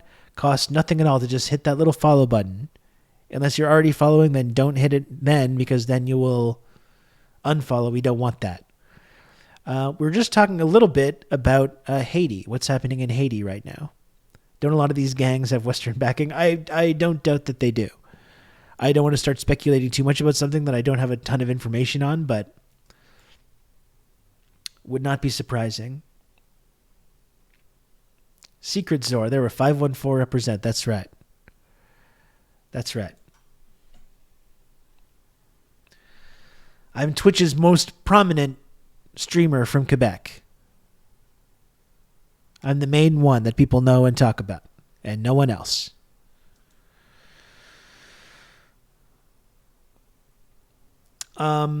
So we're just talking a little bit about what's happening in Haiti right now. Like I said, we're seeing all kinds of fucked up headlines about the cannibal gangs in Haiti and kind of like trying to manufacture this idea that U.S. troops or Western troops are going to have to get involved. And as we know, the situation in Haiti especially is a lot more complicated than that. And as we know, the source of the kind of destabilization, the source of like economic insecurity, the source of violence is the legacy of colonialism and neocolonialism in Haiti and Western interference. And now apparently there's more Western interference on the horizon, which, as we know, will just increase and not decrease the instability.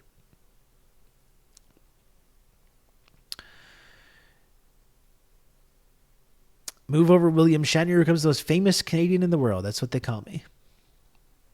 That's what they call me. That's right.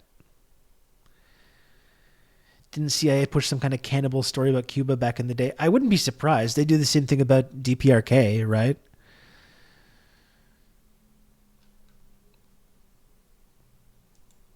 It's one of the bags of tricks. In today's show in Haiti, where fighting continues between police and armed groups calling for the resignation of the unelected Prime Minister Ariel Henry. Over the weekend, police and palace guards worked to retake some streets in the capital, Port-au-Prince, after armed gangs launched large-scale attacks on at least 3 police stations. Haiti's been under a state of emergency for the past week, with tens of thousands displaced amidst the fighting. UN officials are warning Haiti's health system is nearing collapse due to shortages of staff, equipment, and other resources to treat a growing number of wounded patients.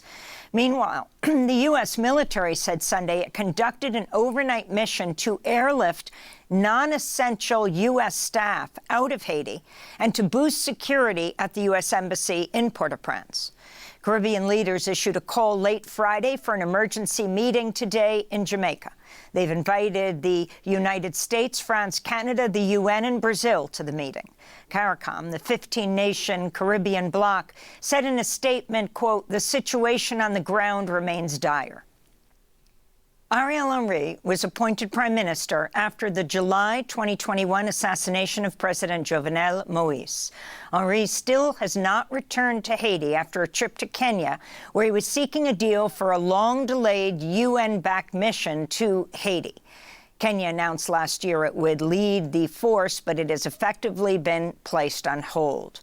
Henry arrived in Puerto Rico Tuesday. For sure, Haiti will never be forgiven for overthrowing slavery by the so-called West. It's been centuries now of like collectively punishing Haitians for having the audacity to overthrow slavery. Public, with the Dominican president saying Henry was not welcome in the country for safety reasons.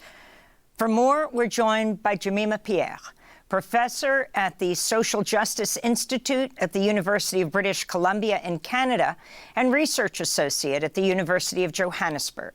She's a Haitian-American scholar and co-coordinator of the Black Alliance for... Joe, there is a mountain. There is a mountain in Montreal. That's what it comes from. There is indeed a mountain. That's the reason that it's called that. Peace's Haiti Americas team, which has been closely following the crisis in Haiti. A recent article for NACLA is headlined, "Haiti as Empire's Laboratory." Professor Pierre, welcome to Democracy Now! Can you start off by describing what you understand is the latest on the ground, who the armed groups are, and the different sectors of Haitian society that are joining together with those armed gangs and calling for the resignation of the unelected Prime Minister, Henry? Good morning. Thank you so much for having me, Amy. One of the things that we need to just start off with is just these are paramilitary forces. I think gangs is an insufficient name for them because a lot of them are former military and former police officers, and they're heavily armed.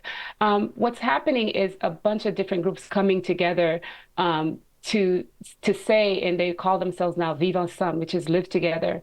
A bunch of different various armed young men in groups to say that they want to get rid of Ariel Henry.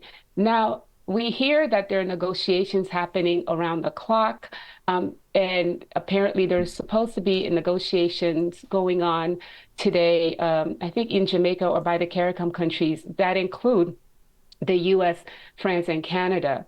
The problem, though, is the fact that there are all these negotiations going on outside of Haiti by many foreigners with no main participation from the Haitian masses. And I think, we have to go back and understand that the root of this crisis is not last week, it's not this week, it's not even Ariel Henry, but we have to go back to 2004 with the coup d'etat. So take us on that journey back. We never really knew who killed the previous president, did we? It was just kind of a mystery. They're looking into it. In your piece, they're still looking into that one. It's headlined, Haiti as Empire's Laboratory. In it, you write, Haiti has been and continues to be the main laboratory for U.S. imperial machinations in the region and throughout the world. Explain. Yes, definitely. You know, we say the crisis in Haiti is a crisis of imperialism. In 2004, as has been revealed and admitted to, the U.S., France, and Canada got together and backed a coup d'etat against the country's first democratically elected president, Jean-Bertrand Aristide. And the U.S. Marines flew into his home, put him on a plane with his security officials, his wife, and aide, and flew them to the Central African Republic. And people can actually go to the Democracy Now! Archives, which covered this live. And I remember listening to this happening live. And, the point of this was that this coup d'etat, which was led by two permanent members of the UN Security Council, was then sanctioned by the UN when these same two members of the UN Security Council, and that's US and France, basically pushed the UN Security Council into sending a multinational military force to Haiti, armed under Chapter 7 deployment.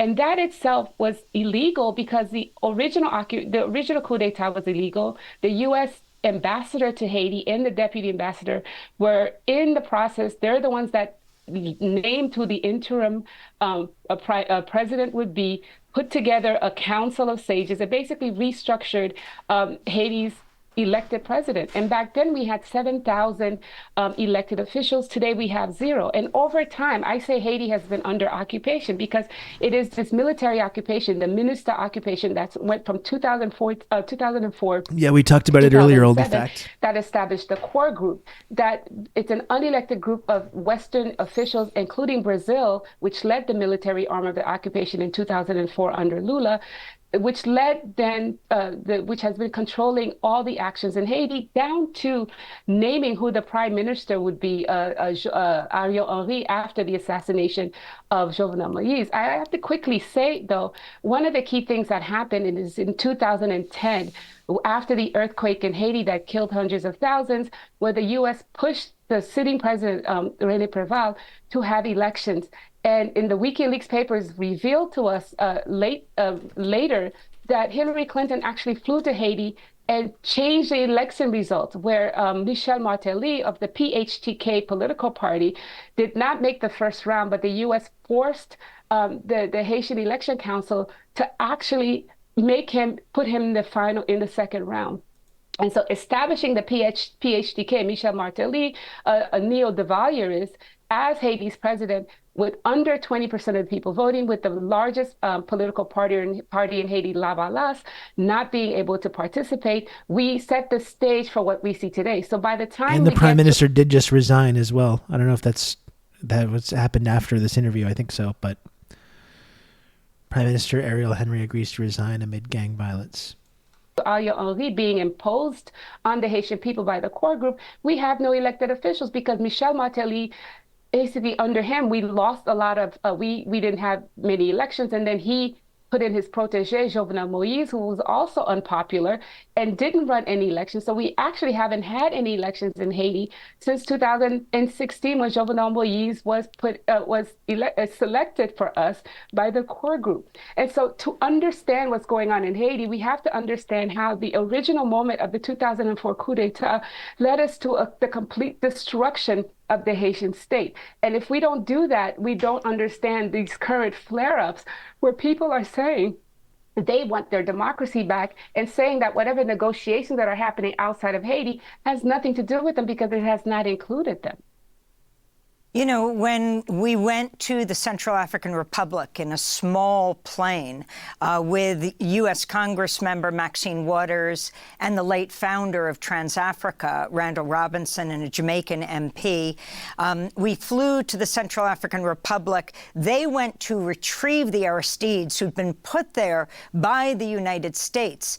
And as we were flying back over the Atlantic, they got word from that Rumsfeld, Condoleezza Rice, and Colin Powell were saying that the Aristides were not to return to this hemisphere, were not to return to Haiti, to which Randall Robinson replied, "Whose hemisphere?"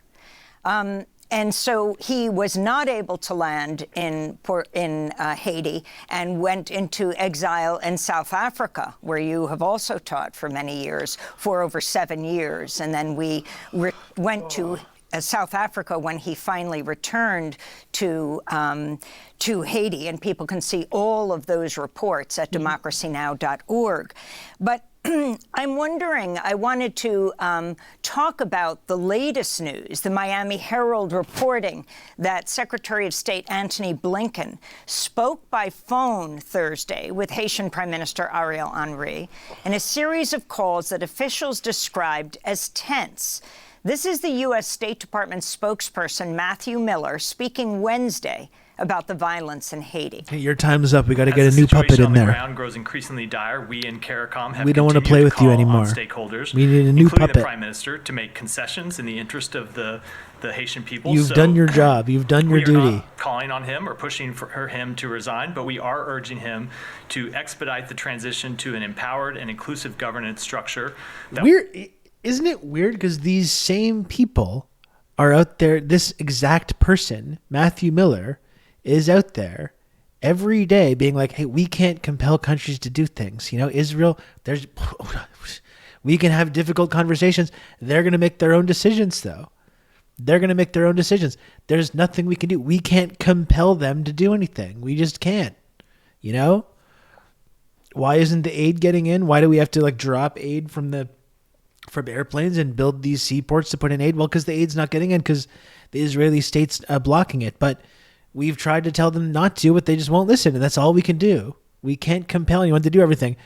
Weirdly, sometimes it seems like they can't. They can call up the president of Haiti and be like, okay, you're done. They can just call up the president of Haiti and be like, okay, yep, enough's enough now, or you're going to resign now. Weird. Isn't that really weird? There seems to be a total just inability to compel Israel to do anything that is not actually applied to the U.S.'s ability to put pressure on other places. What a weird contradiction that is.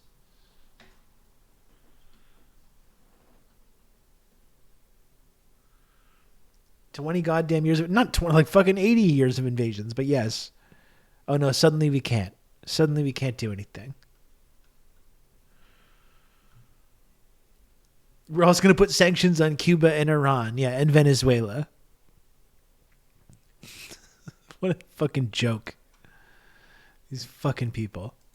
We'll move with urgency to help the country prepare for a multinational security support mission to address the security situation and pave the way for free and fair elections.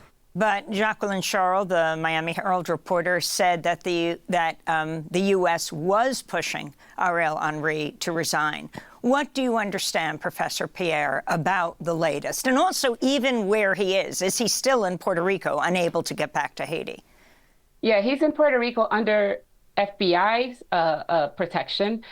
He had to leave the hotel he was in when he first landed because Haitian people living in Puerto Rico were protesting his presence in the state, and so that's important.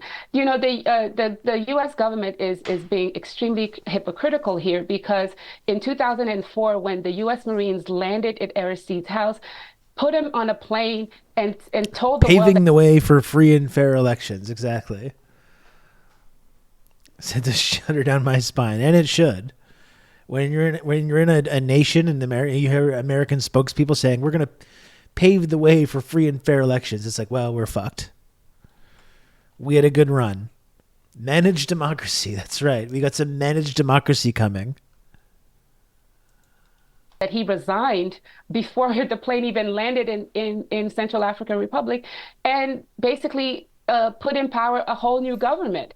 And now they're saying that this unelected prime minister that they put in place refuses to resign, where he actually has no legitimacy and no mandate whatsoever. I also want to say quickly, just to touch back to the question earlier, is the reason I say Haiti's a laboratory, because this is the first coup d'etat that was sanctioned by the UN, and Haiti was ruled by a multilateral coalition of all these countries. And so the UN occupation of Haiti through MINUSTAH and through the core group is multinational, multiracial, and it almost seems as if this is a humanitarian effort as opposed to a coup d'etat that has been successful. And so the whole world is participating in the occupation of Haiti unwittingly because, and this is how we have to remember how the U.S. will work. And they will use their proxies to do the dirty work for them. And I want to say what's happening today on the ground with CARICOM is also a problem because back in 2004, P.J. Patterson, who was the president of CARICOM, was very much against the removal of Haiti's sitting president. In fact, he refused to acknowledge the imposed government that the U.S. put on us.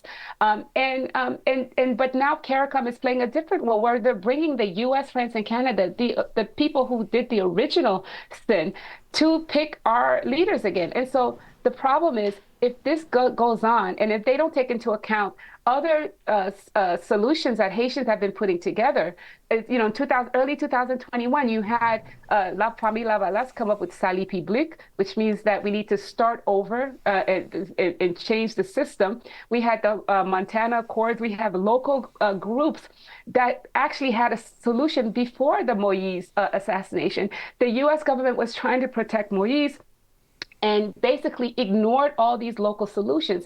And so now they cannot say that they're here to help Haiti as much as trying to figure out how to put in place another unpopular and illegal government. And so then we'll have the same problem a few years down the line. The other thing I want to quickly say, I know in a hurry, is that the people funding these armed groups are the part of the oligarchy. And most of the guns and ammunition are coming from the U.S. People must remember that in the late 2022 and early 2023, the Canadian government sanctioned 3 of the richest oligarchs in Haiti. That's Gilbert Bijou, Renaud Deep, and Sharif Abdallah.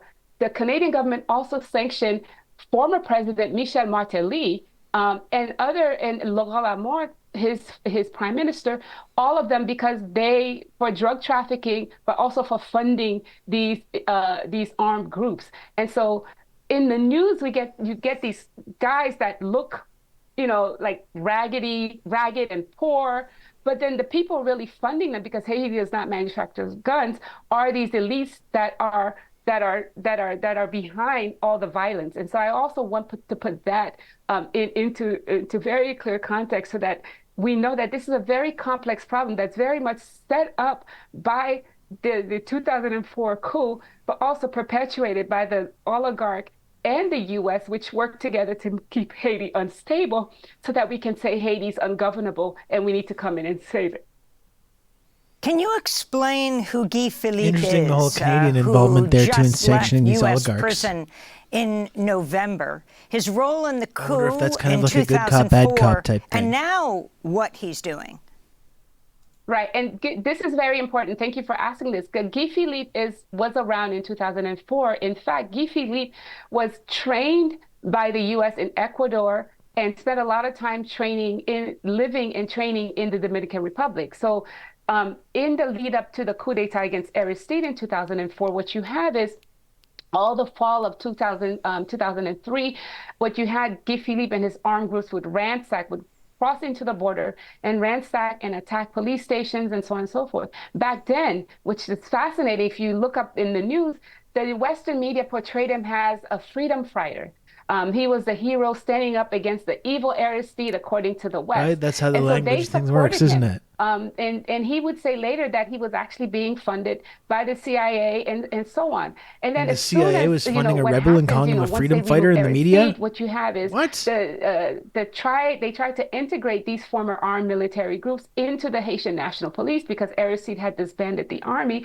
And so what you have is, that's why I say we have to call these paramilitaries, because these are former armed groups that actually were funded by outsiders to oust our democratically elected president. And here we are, Guy Philippe was arrested by the U.S. and put in prison for drug trafficking. And we have to understand this because even during his trial, there are certain things that were kept secret because it implicated the U.S. government. And so he served 6 years in prison as a criminal in the U.S. And now the U.S. dumped him in Haiti in November 2023. After serving 6 years of a 9-year term. And so now he's back running around saying he wants to be president. And he's getting, you're saying Haiti's, everyone pretends that are saying that Haiti's at war and so on and so forth. But the reality is Guy Philippe is giving interviews to all the mainstream press. Guy Philippe gives more interviews than the local people who are organizing against repression. We don't hear them in the Washington Post, but we hear Guy Philippe. So I wonder what the U.S. role is for Guy Philippe right now. And as far as I'm concerned, he should be tried for treason because he worked with the U.S. to actually remove our elected president. And so we have to be very careful about what the U.S. is bringing, what the mainstream media is bringing to us as real and as a situation when we know the situation is actually very much controlled by the U.S. and the core group when it comes to Haiti. And Cherizier, known as Barbecue, the leader of one of the most powerful armed groups, explain his role right now and the alliance that has been formed between the armed groups and also really, is it true, for the very first time, sort of forming an alliance with the elite as well, at least agreeing that Ariel Henry should be ousted? Yes, apparently it seems like Cherizier has joined in with all the other groups that they were in having trouble with. And so it is a combination of all kinds of groups that had worked against one another, that had fought against one another, and now they're coming together to get rid of Henri. And I think part of the problem is I think they're afraid of this supposedly Kenyan-led but U.S. pushed Kenyan mission of 1,000 police officers coming in, another foreign invasion, and they're worried about their position in Haitian society. I do think the elite have to be brought into this, the oligarch of Haiti that are funding this and supporting this, because this nonstop ammunition comes from somewhere. They're coming from these ports that are owned by the elites. And so there might be we don't know who the machinations behind these gangs, who's paying for them, who, we know that they broke into the ports and emptied some containers, and we don't know what they took, but we know that the ports are not owned by the people, they're owned by the oligarchs. And so what's going on in Haiti is actually very important because I don't think it's a plan that the U.S. wanted, which is why they rushed Henri to Kenya to sign this bilateral agreement after the Kenyan courts said that it was unconstitutional for Kenya to send its police to Haiti. Armed to the teeth with but Western I think weapons. Things changed faster than they anticipated. And so now they're scrambling for a new plan in Haiti. And in the meantime, what's happening is our people that are the poor people on the ground are the ones suffering. Well, Jimmy McPierre, we want to thank you so much for your analysis. Professor at the Social Justice Institute at the University of British Columbia in Canada, was before that at UCLA, and is research associate at the University of Johannesburg, a Haitian-American scholar, and co-coordinator of the Black Alliance for Peace's Haiti Americas team, which has been closely following the crisis in Haiti. We'll link to your piece in NACLA, Haiti as Empire's Laboratory. See if I can link that piece.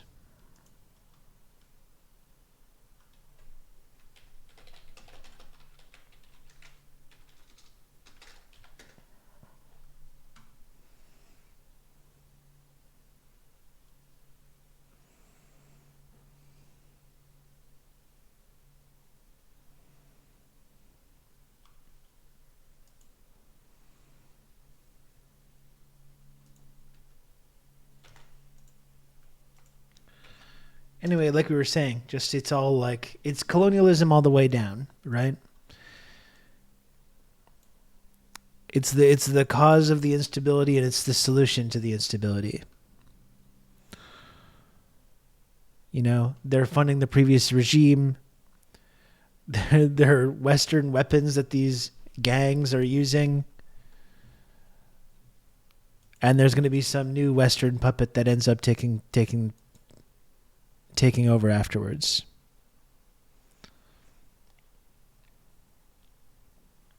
Not to imply that these gangs are controlled by the West or anything. Like, I don't think that's the point of that, but it's just you see the tendrils of colonialism and neocolonialism all over the place.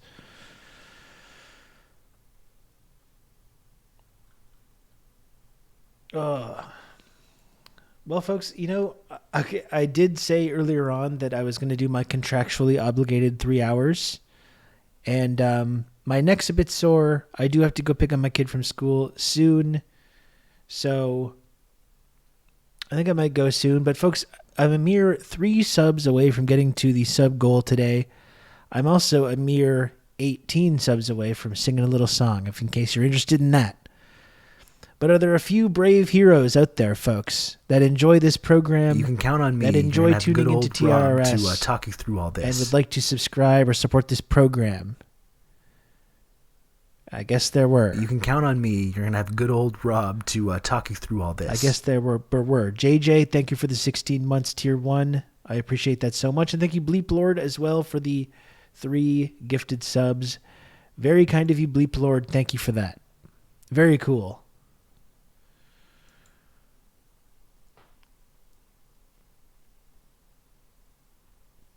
It seems like these paramilitaries are controlled by local elites who are able to secure Western equipment.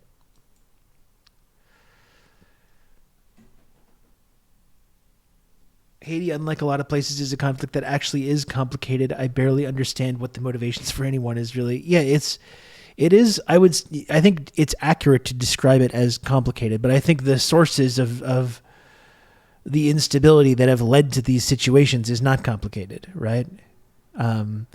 It's like you've created this absolutely toxic mix of poverty and desperation, and have these wealthy local elites that are benefiting from the situation. You got huge Western conglomerates that are benefiting from the instability and benefiting from the cheap labor and the resources, and then it just creates this, and it gets flooded with Western weapons, and it creates these exact conditions to lead to this kinds of like instability. It's by design too, because it's still a way that you can oppress and colonize people. Many such cases in places we've created this. Yeah, and Afghanistan is another example. For sure.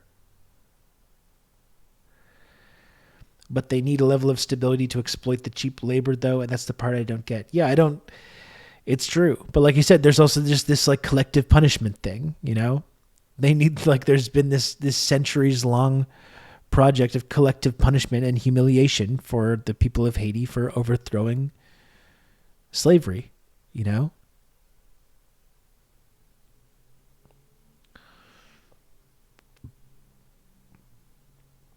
Yeah, no, I think you're right, Dr. Maggot. That's why places like Levi's are up. Like Levi's are in Haiti, not because there's large denim reserves, Sometimes we lose sight of that. Why are these countries victims of colonialism or imperialism? They don't have the same level of resources.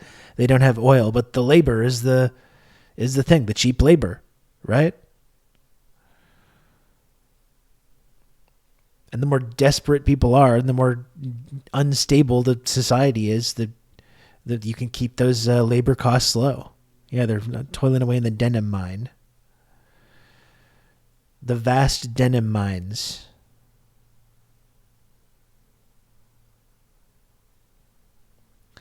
Okay. Well, I do think I'm going to go soon, folks. If anyone wants to subscribe 14 more times, I will sing a little song, but I do have to go in a couple minutes.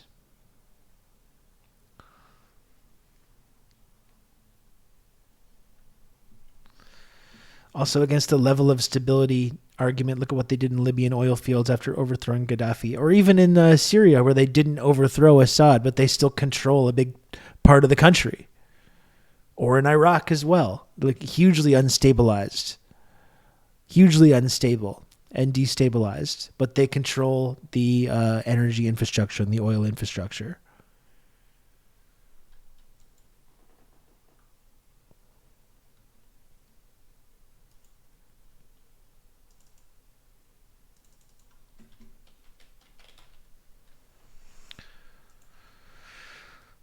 I wanted to watch that Al Jazeera piece that they were kind of teasing yesterday. I still don't know if it's been released. Hey, it's Ron Jeremy's younger brother. Wow. Okay. For a moment, I thought you said Jeremy Renner, and I was like, okay, I'll take that. Kill T-Rex, very first time chat to refer to me as hedgehog-looking pornographic film actor. Welcome. Thank you for joining the community. Usually we have a level of familiarity that happens before these kind of comments start flying, you know? Usually there's a level of like rapport or familiarity that happens. Or let's just go right to that. Either or, you know, whatever. Who cares? I met him in a bathroom in Miami. You don't look like him. Thank you, Data Waves. I appreciate that. And thank you, Lodane. Jesus.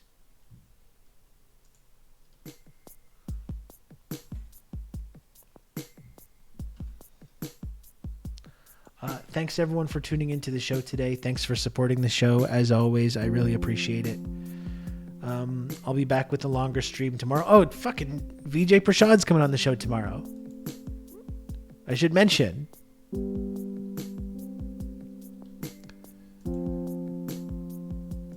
You know what?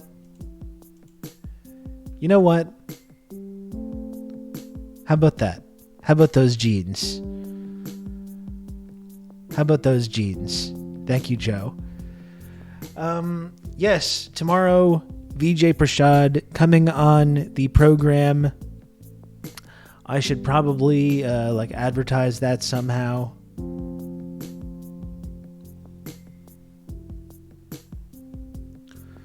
VJ Prashad, renowned author, historian, journalist, and my personal friend, and your personal friend as well. Joining the show tomorrow at 2 p.m. It's going to be the trilogy. We're completing the trilogy. We're completing the VJ Prashad trilogy.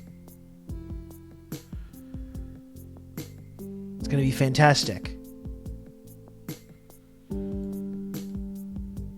Please make sure that you tune in for that.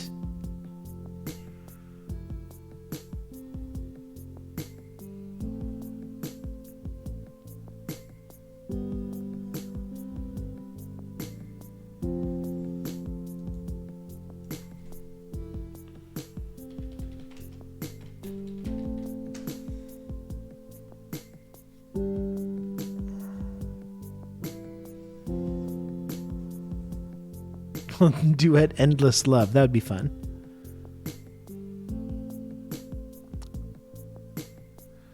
I got to think of a silly question to ask him. In the first interview, I asked him about Steely Dan. In the second interview, I asked him about Avatar: Way of Water. I got to think about something. Got to think of something good to hit him with tomorrow.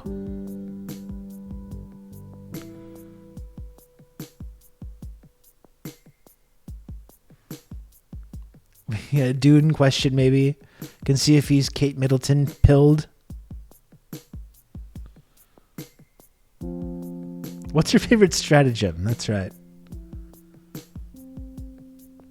Does VJ know what gooning is? Oh man. The thing is, I might have to do that because we could turn that into a viral clip.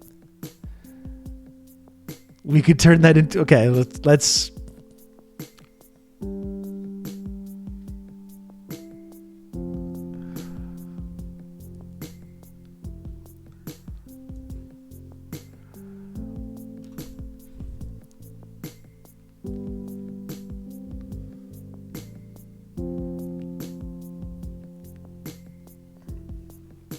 I'll see you folks tomorrow.